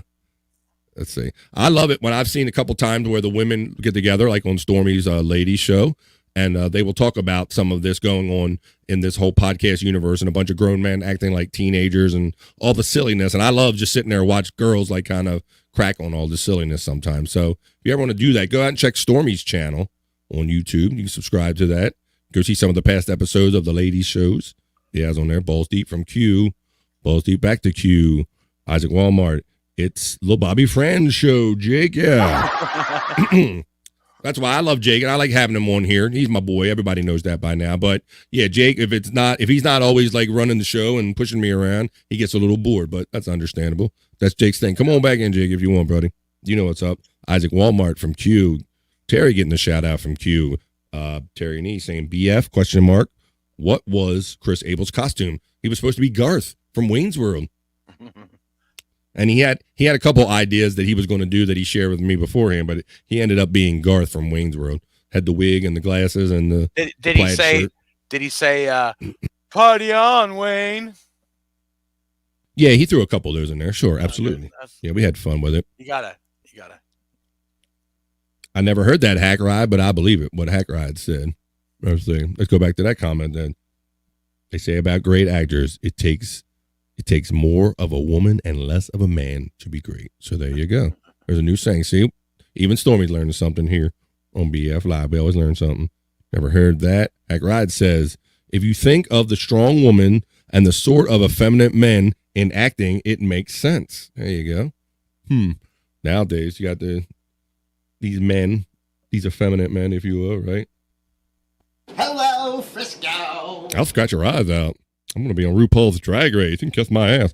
Jake is stuttering John, the SUN in the Dabbleverse. Are you now a rogue planet looking for a new verse? Good question, Jake. Now, Jake's got a family with all of us. Jake's his own family. He's his own universe, his own planet, his own entity, and things revolve around Jake. And that's why he was pushing me around on my own show. That's good. James Marks on X. There's the Stream Elements bot running. It does, Hack Rides. He's responding. E-Dub says, hit that like button if you haven't. Thanks, E-Dub. Please hit the like button here on BF Live and subscribe if you haven't already. Let your friends know that we meet here every Monday on BF Live. Start off the week on a good note, positive note with the chat family. I'm glad you're all here with me today. I really appreciate everybody. Oh, wait a minute. Jake's saying, if you want to tip the channel, here's Jake's stuff in there, but the rule is always BF first, Jake second, if you're giving out money. Strong women. And if you look around this universe, that is the only kind of woman that you will see. I love that, Hack. Excuse me. I love that these women, the women that show up, they're the hardiest bunch, and you can't throw them off with anything. Like a dick joke, like nothing. Nothing scares them off. And I'm very proud that I have a great, I'm very proud of the fan base I have here on BF Live. All the lovely ladies checking in. Lovely, smart, strong, witty ladies. I love that. Because a lot of shows are just sausage parties, and their chats are sausage parties. So I take a lot of pride in having women enjoy our show. Don't talk over BF. Yeah, we're past that. What you laughing at, Scott? I don't know, sausage party. The word that phrase. Scott loves sausage party. He loves that term. He probably sits on these shows and realizes, all these guys got dicks. Ain't a woman on there. I guess I'm at a sausage party. You are at a sausage party. Stevie Lou kicked ass. Boneload says he has a take on the fight. He thinks Stevie Lou kicked ass. I think Stevie did kick ass, but you got to give it to Ryan too. He had some fucking strong swings, My whole thing was the height thing, Scott. I told Bobby Nick while you were off camera a little bit that we did a round by round thing, and we had it first round for Ryan, second for Stevie Lou. The third round it was almost 50-50, but I think we gave the little edge to Stevie Lou. But we noticed that Stevie Lou was having such a hard time punching Ryan because he was such a small target. So he really had to really move his arm, and Ryan had to rush in past Stevie's really long arms. But if he didn't have to do that, Ryan has a lot of good steam and a lot of authority behind his punches, but he just didn't have the length of the arms to get in. He couldn't get in on Stevie Lou with him. Only a few times. Yeah, I mean, it was still a good fight, and people putting it down. It's like, what did you guys expect? They're both non-professional boxers who've never had a fight before. So I mean, yeah. It wasn't the greatest of fights. It wasn't Muhammad Ali versus fucking. It was fun. Go ahead, Scott. What you got, buddy? But no, for what they had, I think it was pretty good. I was just thinking about that picture that Stormy had put up during that fight with Andre the Giant holding his arm out, holding the little guy down. She did. Yeah, it was an old black and white photo. It was like Stevie holding Ryan at bay, but it was Andre the Giant holding a little wrestler at bay. Yeah. Yeah, well, I mean, when we were doing the commentating on BYB, we did mention that. There was definitely a height discrepancy, and it literally looked like Stevie Lou was fighting a little kid. It did. I think Stormy made that comment when we were sniping. It says, "Why does it look like Stevie Lou is fighting like a teenager, like a little kid?" And then poor Ryan, like his highest shots were basically nut shots on Stevie Lou. I mean, he really had to like lift up and like jump and like run to get like a high shot in on Stevie Lou. So you had a little bit of that imbalance there, in that you had a really tall, lanky guy and you had like a shorter, quite shorter, stockier guy. So the juxtaposition of seeing these two guys swinging on each other was kind of funny. But yeah, I mean, because Stevie Lou is this tall string bean, and Ryan is a shorter but pretty thick. He's stout. He's stout. Yeah, and we noticed that Stevie Lou's punches were like kind of losing a little gas. Like he would get them in and he'd get some good combos in there, but you could tell that fatigue. And I'm not cracking on him because I'm no fighter. I'm not, this isn't a diss. It's just something that I noticed. It's like after a while, you're like, the punches were just kind of there, right? Right. Look at Stormy skiing his lawn chair with that card table was so gay. People were having fun because they were playing music in the background. He's like, I don't know what the fuck you want me to do, guys. They won't turn the fucking music on. This fucking dude, we're just gonna. He was just, it was funny just watching the production value kind of come together and put it together. We were speculating what it was going to be, if it was going to be like a Apple iPhone shoot or what it was going to be, but he did it well enough that we could see it from his card table. But I like the shitty looks that he was getting before the fight. It looked like gym rats were walking by going, yo, man, I need to get on that piece of equipment. Like, what the fuck you doing here with a mask on sitting on this? Like, what the fuck you doing? Get off the equipment, bro. So that was kind of funny. He was kind of eyeballing some of the brothers who was scared. Right, yeah. Yeah, in between rounds, wasn't there like a black guy that got in there and he started shadow boxing? And wasn't he not supposed to be in there? He just come from What the nowhere. hell was that? Yeah, we were like, what the fuck is That's this like guy, a guy from the stands at a football game going to run it up and down the field and throwing the ball. I can fucking do this too, man. I saw a lot of people comment on like, what the fuck is with the shadow boxing dude? Like, who the fuck let him in the ring? You know? I don't know. I kick both these crackers' asses in a shadow. Fuck them. Yeah, right. So it was a wild spectacle. It was something to watch, but it just occurred to me at one point when I was thinking about this and talking about this, I'm like, why are these guys like even fighting? And I know that a lot of times you get past it and people don't even remember why they're fighting. You're just talking about the fight. So if you want to see the guys that actually participated in the fight and you want to hear coverage and you want to get your chats in, check them out. What's it tonight? 8:00 Eastern time on BYB, Bobby Nate? That's right. BYB Pod. BYB there you go. So if you want to YouTube, Rumble and Twitch. If you want to compliment, criticize, chat, whatever you want to do, check them out on BYB tonight. I'm sure you're going to get the full fight wrap up with all the honest takes and honest opinions on everything. So there you go. Yeah, Ryan will be there, and so will Stevie Lou. So we got them both. And I don't know if anybody heard about the other fight that went on this weekend. What was it? What come of that one? Gay guitar guy and Granny Loves Anal had a boxing match as well. Hey, shout out Gay Guitar Guy. We just started following each other on Twitter, so thanks for the outreach. I did see that picture being shared over the weekend of them two like holding a beer with some thin gloves on, and Granny's like smoking a blunt, and they're talking about it's about to go down, and it looked like these fucking knuckleheads were just out there like hillbilly drinking and just fighting just for the fun of it. And I saw Aaron from Steel Toe, and they're like, "What in the fuck are you guys doing?" And I'm like, "Hell, these guys are just doing this shit for fun. What you do for exercise." That's what it looked like. Yeah. I mean, and the fight was pretty much shite. I mean, another shite fight. I didn't see any of the fights. Are you going to cover that one tonight or what? I'm not 100% sure. It looks like the majority of the coverage will be the Ryan versus Stevie Lou fight. But and look, I mean, they had a fight. I don't think either of them trained, though. I mean, it was kind of... if you're having blunts and beer, I'm going to say not a lot of training happened. But I mean, the whole thing is it's fine if you want to fight and you're entertained by the fight. That's fine. But it's just kind of silly in the fact that this all stems out of comedy. We're all coming here to like kind of have fun and to do shows. I don't know. Maybe some people come on to look and pick fights. I don't know. It's not why I come on. So it just seems kind of crazy or interesting when it goes from doing your fighting on the microphone with your gear and with your wit, and you go, okay, well now I'm going to beat this guy's ass because that's kind of ran its course. So, but whatever floats your boat, whatever you like. We stream sniped it and we had fun with it. So there you go. Stormy says gay stuff happened. Okay, let's just say that. Working on a Stevie versus Aaron Imholt match. More to follow. That would capture my interest because I did see Stevie box now, and I know that Aaron Imholt thinks that he's the White Sugar Ray Leonard of fucking Minnesota. So I don't know. He's gonna kick a ice fish's ass. I don't know what he's gonna do, but that might be interesting to see. That might catch my eye. I think it would. I think it would be good to see. I guess Stevie is looking to get a few more fights under his belt. So yeah. But now, I've noticed that when Aaron fights, he's a big gear guy. I didn't see a lot of gear being rocked. Well, not heavy gear too much. They did have the head things on, getting beat around a little bit. Yeah, so a little far away. Maybe I couldn't see the gear well. Jake is the OG hype train. Chad is a lame ass, a Chinese copy. There you go, Mark James. You know it. What's up, guys? Hey. Oh, hey, buddy. Whoa, wait a minute.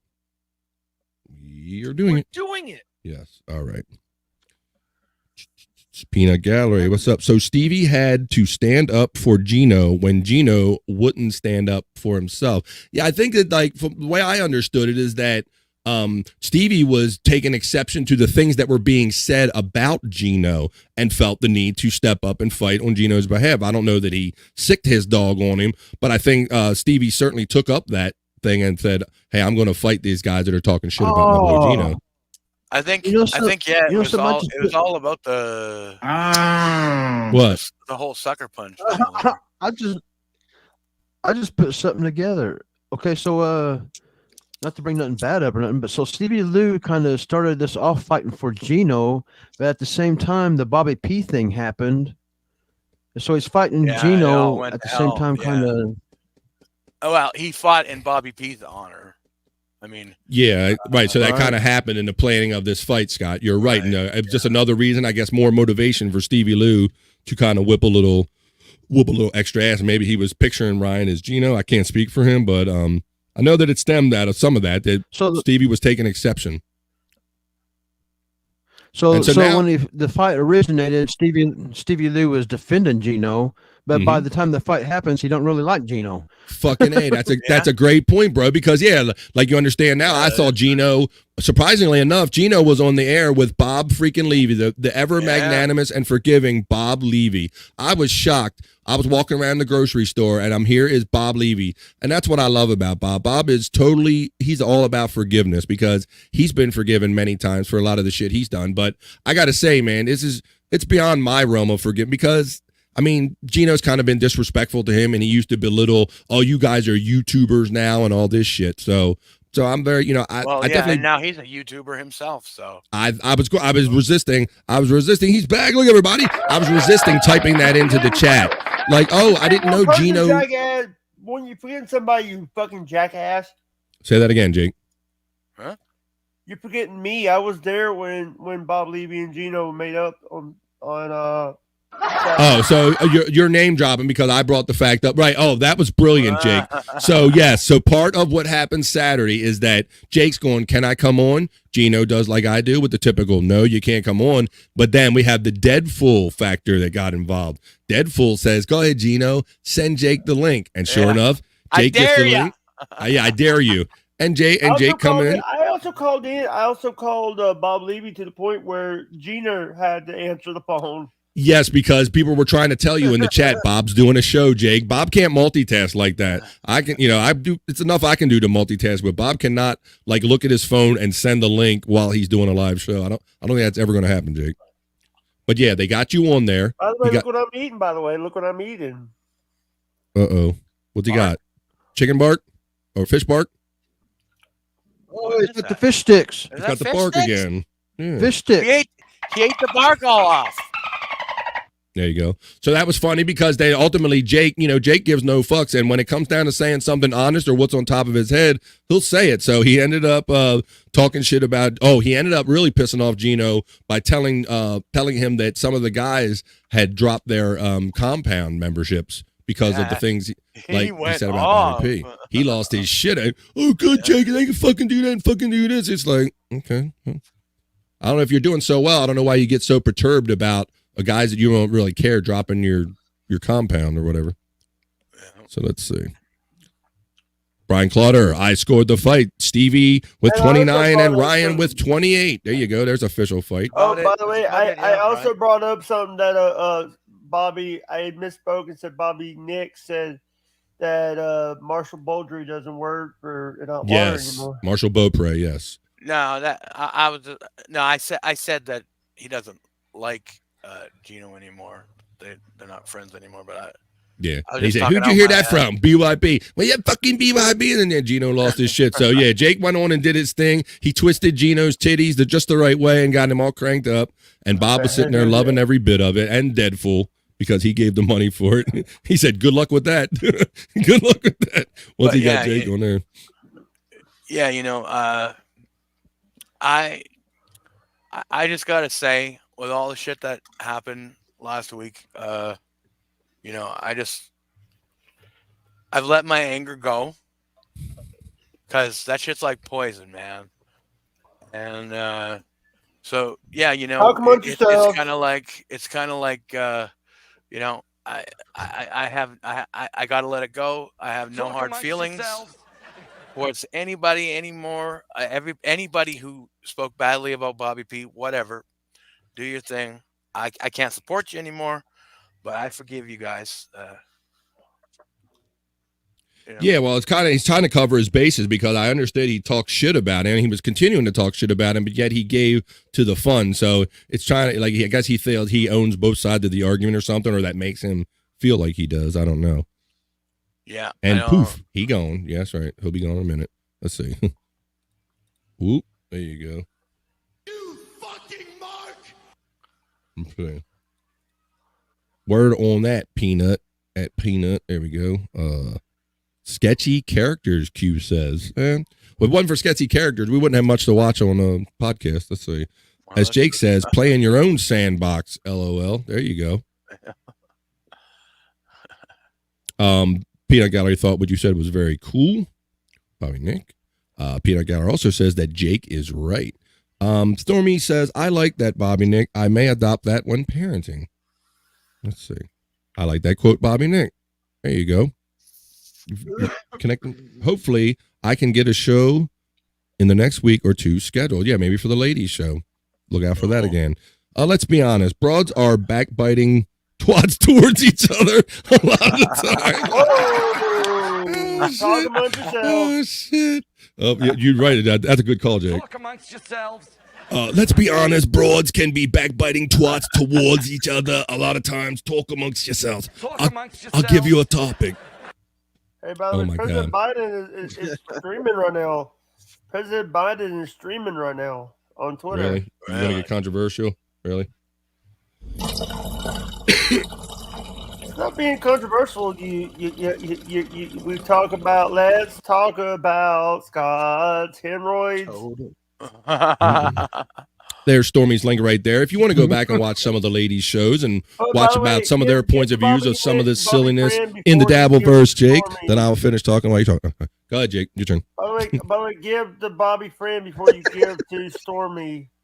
No, before you give to Jake. You got it all mixed up.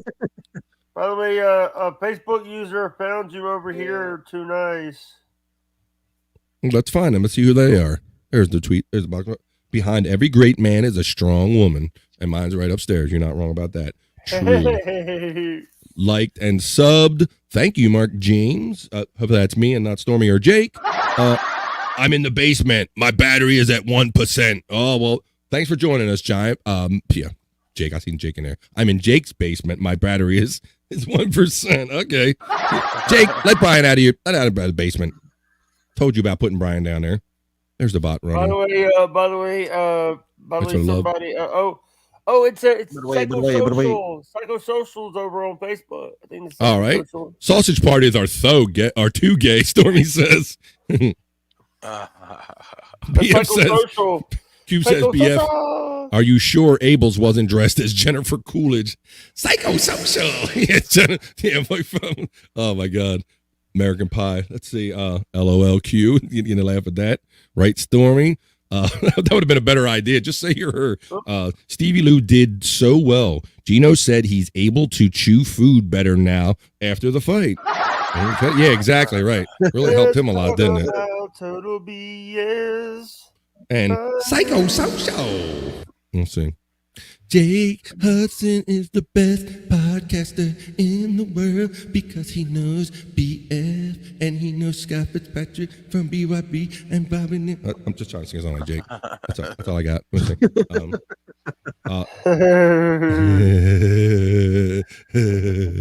It was entertaining. I love watching the people in the background staring at ski masks like he was about to rob their gym bags. Yeah, right. Like, yeah, hey, pinkhead motherfucker, better not be shit messing out my bag when I come back here, bitch.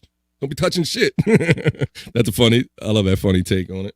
Yeah, they definitely were. He was getting the eyeball, wasn't he? Like, yo, pink man, get the fuck off the machine, bro. Let's say, Stormy says, I'm sure the boxers thought, I wonder how bad that guy's last fight was. He won't even show his face. Let's talk about tunnel beyond. Stevie Lou's corner guy looked like a Hell's Angel. Yeah, he did. Yeah, he did. We were talking. You brought that up during the thing. Yeah. Talk amongst yourselves. Really? I'm going for another one, Jake. Anyway, all right, we'll talk amongst ourselves. There you go. All right. Talk amongst yourselves. Hey.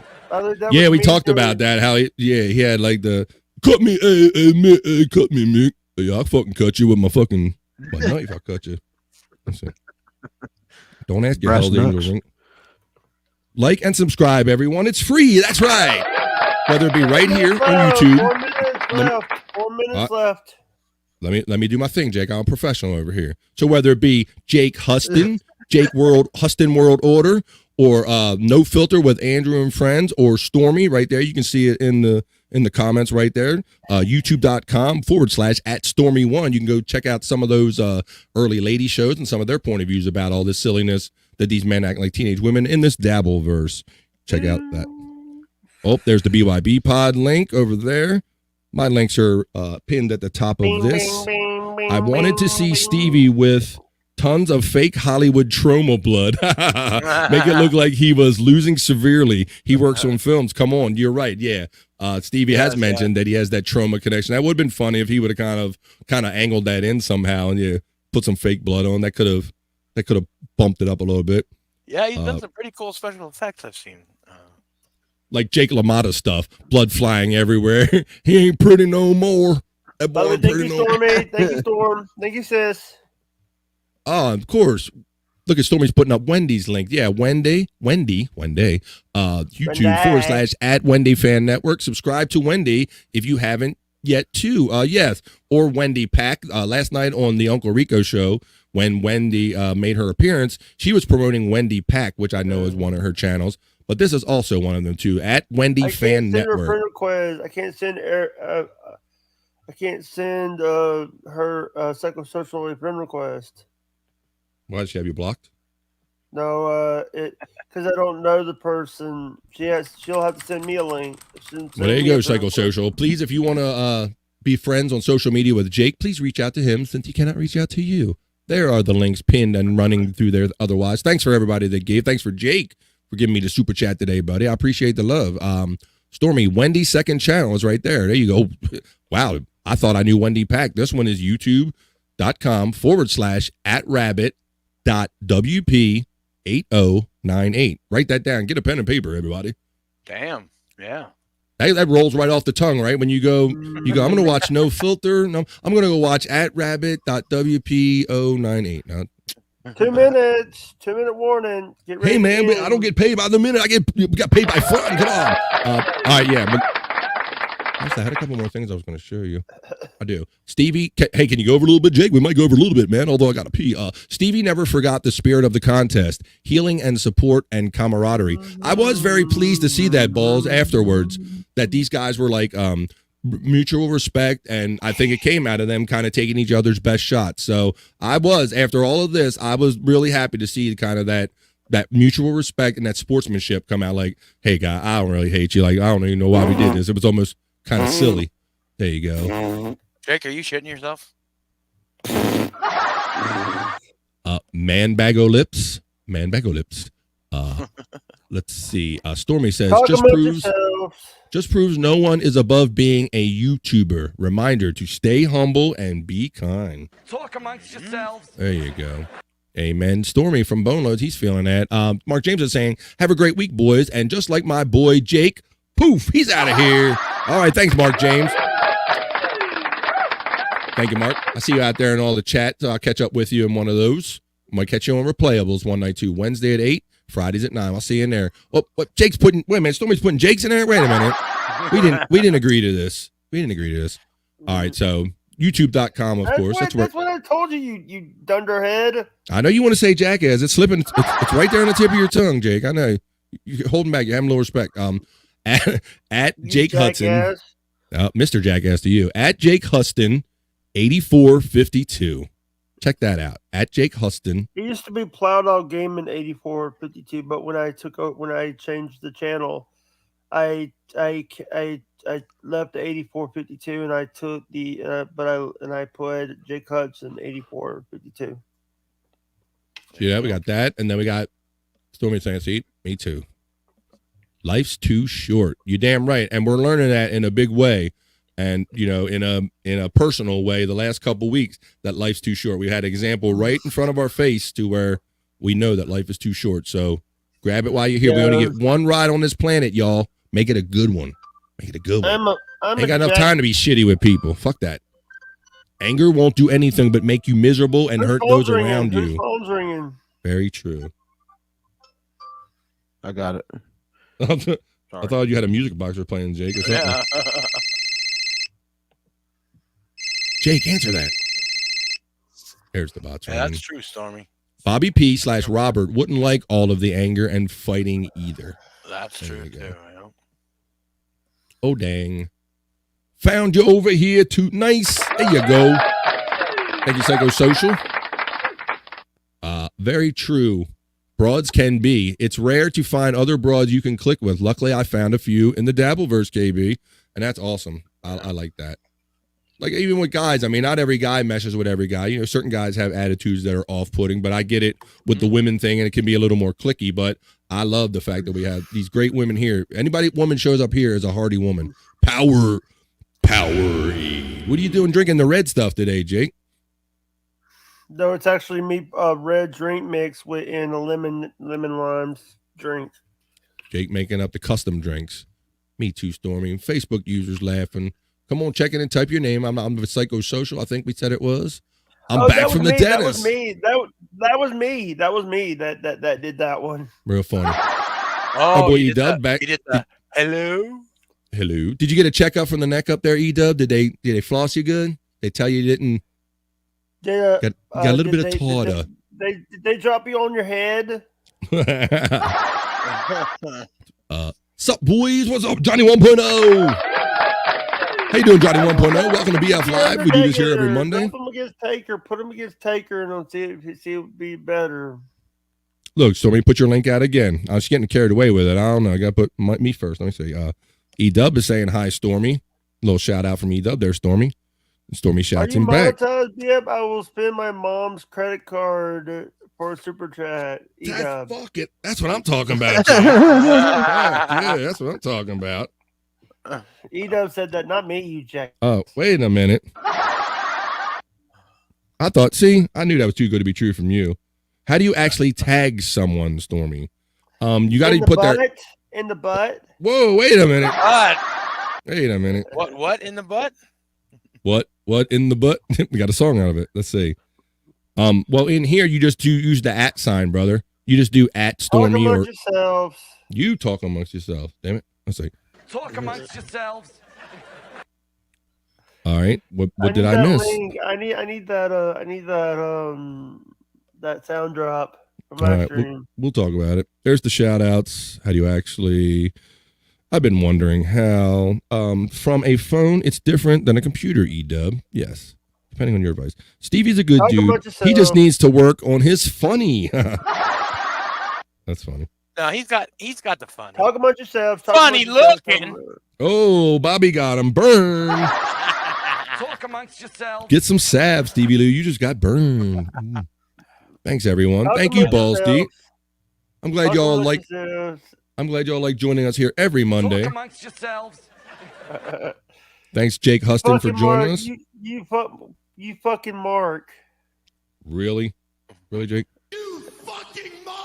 Are you monetized BS? Oh, there you go. No, I got not yet, E-Dubs, but if you can get your friends or grab your grandma's phone before you grab her credit card and hit her subscribe over there to get me up to 500, and I will apply for that monetization.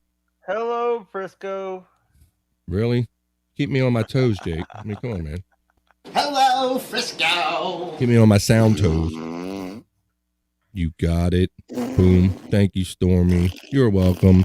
If I could call all the women one name in this Dabbleverse, it would be Sturdy. There you go. I like Hardy. Sturdy, Hardy. It all goes along the same line. Yeah. Cool, by the way, badass. We get good-looking women in our streams. Sorry. Yeah. Talk amongst yourselves. Talk amongst yourselves. We have beautiful, hardy women in our chats. Talk amongst yourselves. Talk amongst yourselves. Let's see. Sturdy. Look at Kate. Here you go. Frisco. Here's your. I want to see these comments on this Sturdy. Look at this. Like Sturdy? Question mark. Haha. By the way, Mike Hogg, what's up, Bob? Oh, damn it. Your hog. Wait a minute. No. No, Mike Hogg in the chat. I love all you women, by the way. Hey, Bobby and crew. Quick question, Bobby and Nick. How many cigarettes have you smoked today? Someone mute Jake. I'm going to in a minute. Don't forget old and sturdy as far as the women go. Old and sturdy. Let's see. Talk amongst yourselves. E-Dub likes it. Talk amongst yourselves. All right. Here's Mike Hawk. What's up, Bobby and crew? Just a quick question. Bobby Nick, how many cigarettes have you smoked? See, Jake, you're messing up the show. He never knows. Told you, my cock. I don't know. How many times do I have to tell you? I just don't know. I don't count them. Well, I know Mike is a regular viewer. I see him in the chats and all. So maybe if he's watching a show, either we'll do it live on BF Live one day, or maybe you can do it on one of your other shows. We'll actually have to do from the beginning cigarette count thing. And let's get maybe we'll do this like exclusively for BF Live next week. We'll start you with an empty ashtray. We'll start you off with a counter. And then when Mike Hawk shows up next week, we'll give him a little count. Maybe we'll do that. All right. Well, you got to remind me, though. Got to remind me. All right. Yeah, I know that's right. Right, because you smoke. Wait, we've had to stop you many times. Like, oh, I didn't dump out my ashtray. He's just steady smoking. What's up, Jake? Oh, by the way, and he also instead of he accidentally had to go no filter because he burned he instead of hit the cigarette part the nicotine part, he hit the filter. Filter on fire. Filter on fire. Stormy says, LOL, KB. I think it's a compliment. Love you, Brian Clauder. See that? They're sturdy. Let's see. And it wasn't the worst thing you could have said, but still, these women are going to be like, sturdy? What the fuck does that mean, motherfucker? What am I, big and thick to you? What does that mean? It's all right. I thought it was funny. It was kind of funny. I'm a sturdy broad. See? Brian was on it. See, even when you're accurate, Brian, the women will still give you shit. Like, yeah, you're right, but what the fuck does that mean? Why? Who the fuck? Don't sound right coming out your mouth. You know how that goes with the women. Let's see. I'm not a horse. Who's that sound drop with Hello Frisco? I don't know. I nabbed that off the internet. So people ask that often. Hello, Rob Saw. Rob Saw. There you yeah, right. It sounds I know I have a lot of gay tendencies, but let's see. Yeah, sounds just like him. Yeah, the voice. I don't know. I'll try to do a little research. It was just it was just a clip. I just typed in that and it came up, but it doesn't really attribute it to anyone. The guy sitting in his office just doing it. Tough birds. There you go. He's calling these ladies tough birds in this universe. Of course, a bird would say that. True. And old too, Day12. Stormy says, I look better than I used to, right, Jake? Whoa, Jake bailed out on us. Wait a minute. See, when Jake can no longer push me around, he gets bored. So there you go. What's up, brother? Another way of Jake saying, I'm not as fat as I used to be. Okay, we're not touching that one. Yeah. If Sturdy gets you in trouble, we're not touching anything about that, about weight. At Chris Mack, it's Rob Saul. Wait a minute. By the way, here we go. What's up, E-Dub? What's up, guys? Hey, buddy. How you doing? Hey, by the way,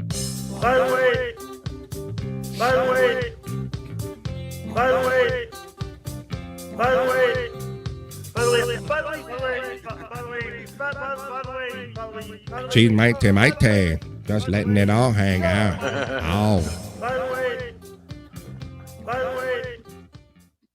Letting it all hang out. Oh, it sounds like this dude, Alex Stein, goes on streams with sometimes the red mask guy who went into Barstool with him. Name on YouTube, Cecil says. Really? Huh. I thought, who's that? Oh, with the red mask. Now he what's it, DeAndre or something like that? That's his wife's husband or something, like wife's boyfriend. He goes in with that big black guy I know a lot of places. All right. I got a couple more. I know we're well past the 3:00 hour here on the East Coast. It's 10 minutes after 3. I got to pee like a racehorse, but I got a couple more clips I'm going to show you real quick. I wanted to show you this one because I thought this was funny. Check this shit out. I called this one White Sideburns, son. You see what that shit is? Oh, that's Post Somebody Malone. got Post Malone getting shaved up in his shit. And he even got a legit blunt. White sideburns, son. Give me them white sideburns, son.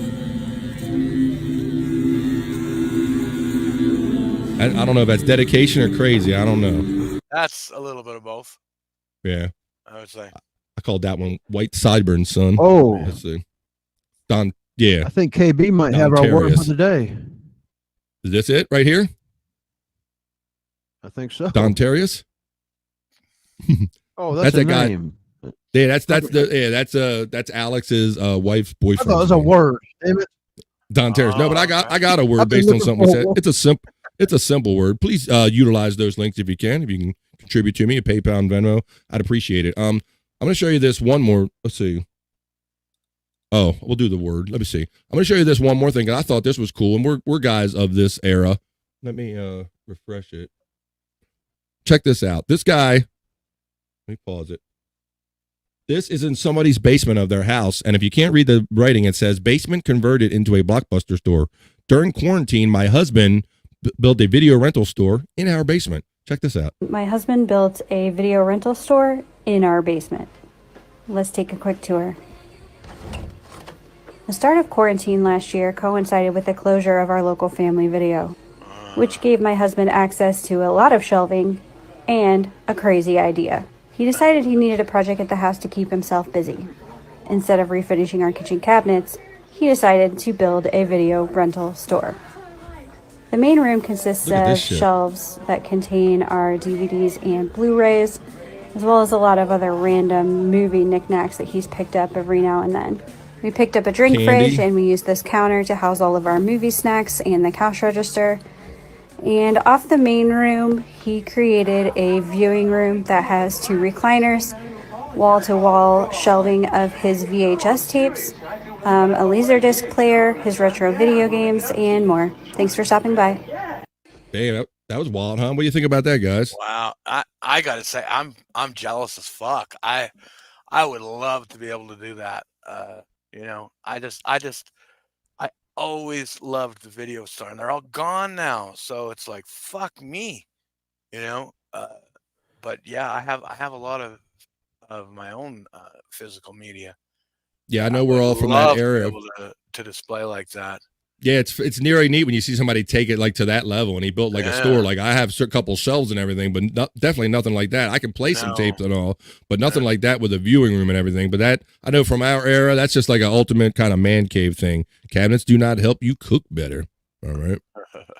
The curtain section, yeah. You got to have the curtain section with the black curtains that you walk past all of the stuff acting like you were looking at. Like, oh, I want to see Weekend at Bernie's. No, I don't. But didn't we talk about that on past episodes, how you used to have to do the walk of shame because they used to make you bring the old the box of whatever you wanted. You had to take the box up to the gray hair old lady behind the counter and go, give me this. I'm ashamed of myself and my life. Yeah. Right. And you had to I put it in never the had the black guts to bag. go in there. I never had the guts to go in there. I always made my wife or girlfriend or whoever. I made them do it. Well, there were many times I had to muster up the courage, like, oh man, I got to go look this old lady straight in his face and go, I want Ass Blasters 22. Like, could you please give me Ass Blasters 22? So, and then you did the walk of shame, like you didn't buy that when you walked out the door, like looking at Wayne's World 2 poster, like you're fronting, like you didn't go in there for porn. But yeah, I had some games, Scott, where I'd have it in not the next town over, but like another community over. I'd go to ones where they might not recognize me out in the street. Because you know, that room, every time someone would come out, you can look at everybody in the store. Everybody gives a look to see you come out. Fuck yeah. Look, and because I get the shame would start building up in me as I walked in the store, and I would always do the front thing. Like I'll act like I was looking at the new releases. I didn't give a fuck about them new releases. They were just on my way back to the room. And so probably after a month of that, they probably go, look, watch this guy. He always goes up to the new releases like he's gonna get one, but he goes right into the porn room. Yeah, so there was all that gamesmanship and all that stuff, and then you get the black bag of shame sometimes, so everybody can see the title or the titties through your bag. Let's see, weekend and burnt knees. There you go. Yeah, I remember. Yeah, I remember this one place they had the actual Dickman and Throbbing. So they had the actual covers that you had to take up, and they give you the yes. So you'd have to put it in a black bag and take it to the counter so nobody could see. I didn't get the black. No, we didn't get that. We didn't have black bag game. We had like hide it against your body shame game. We were like, don't let nobody see that you even have that fucking. They didn't even think that far ahead, Bobby Nick. Yeah. But you had to go up to the counter, and it was always some great. It wasn't never the one guy to be like, "Hey, bro, I get you. I understand. I know where you're coming from." It's always like the kindly old lady that's like retirement working at the counter for her job. Like, hey, come on. Well, you get up to the counter, and I think I was going to get the guy, and he would have to go take a break. Go ahead, Scott. Did you ever have one of them read like what it was out loud where people could hear it? You know what they're getting. Yeah. They're getting ready. Read what you're looking for out loud. Hey, Eugene, I can't find Ass Masters 27. Is it in that box over there? Wait a minute. This guy right here wants Ass Masters 27. This guy right here, Ass Masters. Yeah, it's kind of like that. So it was always so much shame, and you just wanted to be stealth. It was like a secret mission. You wanted to get in, get your porn, and get out of there, and avoid as many old ladies behind the counter as you could. At Terry Nee, you getting the laugh from E-Dub. There's the links running. Thanks for utilizing them. Imagine being the person receiving those videos when returned. Better wear gloves. That's true. Yeah. That's true. Yeah, and they didn't think about those stuff back in the day, Stormy. Oh Lord, you're probably right. There wasn't no wet wipes, wasn't so handy. Wasn't nobody cleaning shit then. You're right, girl. You put like a black luminescent light on them things, they probably glow like a white like a sumbitch. Sticky got California potato chips stuck all on them and whatnot. What the hell? Oh, yeah, it was kind of the same with buying porn mags, because you had to go to the counter and ask for the porn mags behind the counter. That's the way they were where I was. Yeah. So yeah. Even that, there was some shame. We had like the news center, and they always had the section. Now, only when I got older did they start putting the boards in front of shit. But when I was growing up back in the day, man, that's how I became a man, walking through like the adult magazine section of some of them stores, because they didn't cover up shit. Now they put them in plastic and shit and put these boards in front of them. They didn't have none of that game when I was walking by. I walked by those displays, really? and my eyes would catch that shit. Yeah, I did. I became a man walking by a lot of those counters. Yeah. Hell yeah. And then now I see you go to 7-Eleven, now they got them in plastic bags. We can't go into 7-Eleven no more and thumb through a sticky porn magazine no more. Can't do it. Can't do it. Back in the day. Yeah, I mean, where I bought my porn mags, you always had to ask the person, hey, can I get the Playboy or the Hustler or the Penthouse, the latest Penthouse? Had to swallow your pride. Yeah. Check this out real quick. I thought we've showed this. Let's say play. This is a view. This is various views of the Sphere, that building in Las Vegas, that round building. Look, you're in your room. You're trying to get busy with your girl, and you're like, somebody watching us fuck. Look at this shit. Imagine this while you're golfing. Look at dude like looking up and judging the shot almost.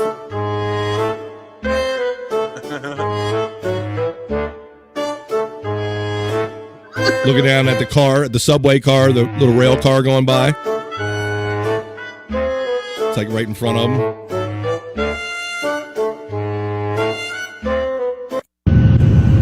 Oh, look at this. Now looking up at an airplane.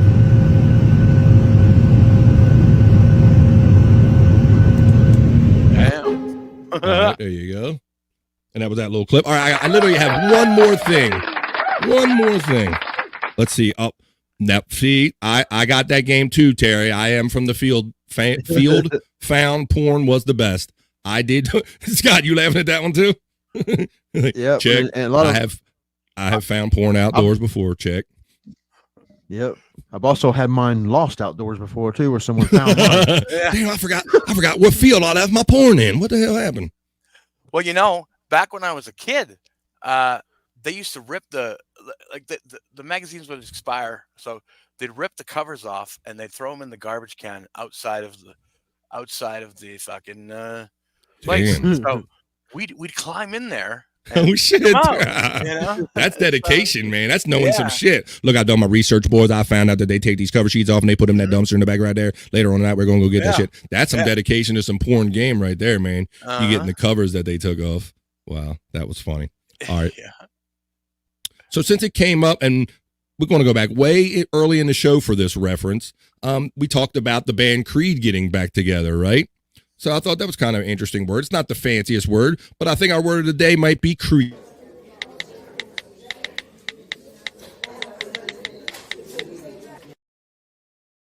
All right, we'll keep it real simple. We're going to pull this train to station. So Creed, since the band Creed's getting back together, you hear that, Bobby Nick? Scott Stapp and them are talking. I think they're touring again. Yeah. So our word of the day on BF Live is creed. And creed is a system of Christian or other religious beliefs, a faith, people of many creeds and cultures, it says in paragraphs. Yeah, in quotes. There you go. Look at that. There you go. A formal statement of Christian beliefs, especially the apostles' creed or Nicene creed. Noun, creed, or creed. So there you go. So it's just basically a system of Christian that's why they got the knock of being kind of like a religious band or something like that because of that. So there you go. So if you're so inclined, you can go see Creed's getting back together. So that was our word for the day. It was creed.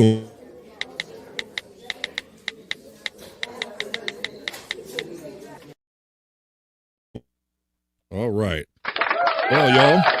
It's been a lot of fun. We went past the 3 o'clock hour here on the East Coast. This is BF Live. We do this here every Monday from 12 to at least 3 p.m. Eastern time. So no matter where you are in the United States or around the world, join us here every Monday, 12 noon Eastern time, where we start off your week on a positive note and have fun. We hope you had a lot of fun today. I've had a lot of fun with you, and I got pissed so much. I got pissed like a racehorse. My eyes are turning yellow. I got to pee so much. So let's see. Back teeth are floating. Back to you done been floating down the river. Let's say you don't have to go home, but you can't stay here. Flick the bean button on your way out. And I'll add bitches to that. Thank you, everybody who joined us here today and who joins us here every Monday for BF Live. Thank you for Scott Fitzpatrick. Thank you for Bobby Nick Havens. Thank you for Stormy Fitzpatrick as well, or just good old Stormy. So check out Bobby Nick on BYB tonight at 8 o'clock Eastern time, where they're going to review the Ryan fight and Stevie fight.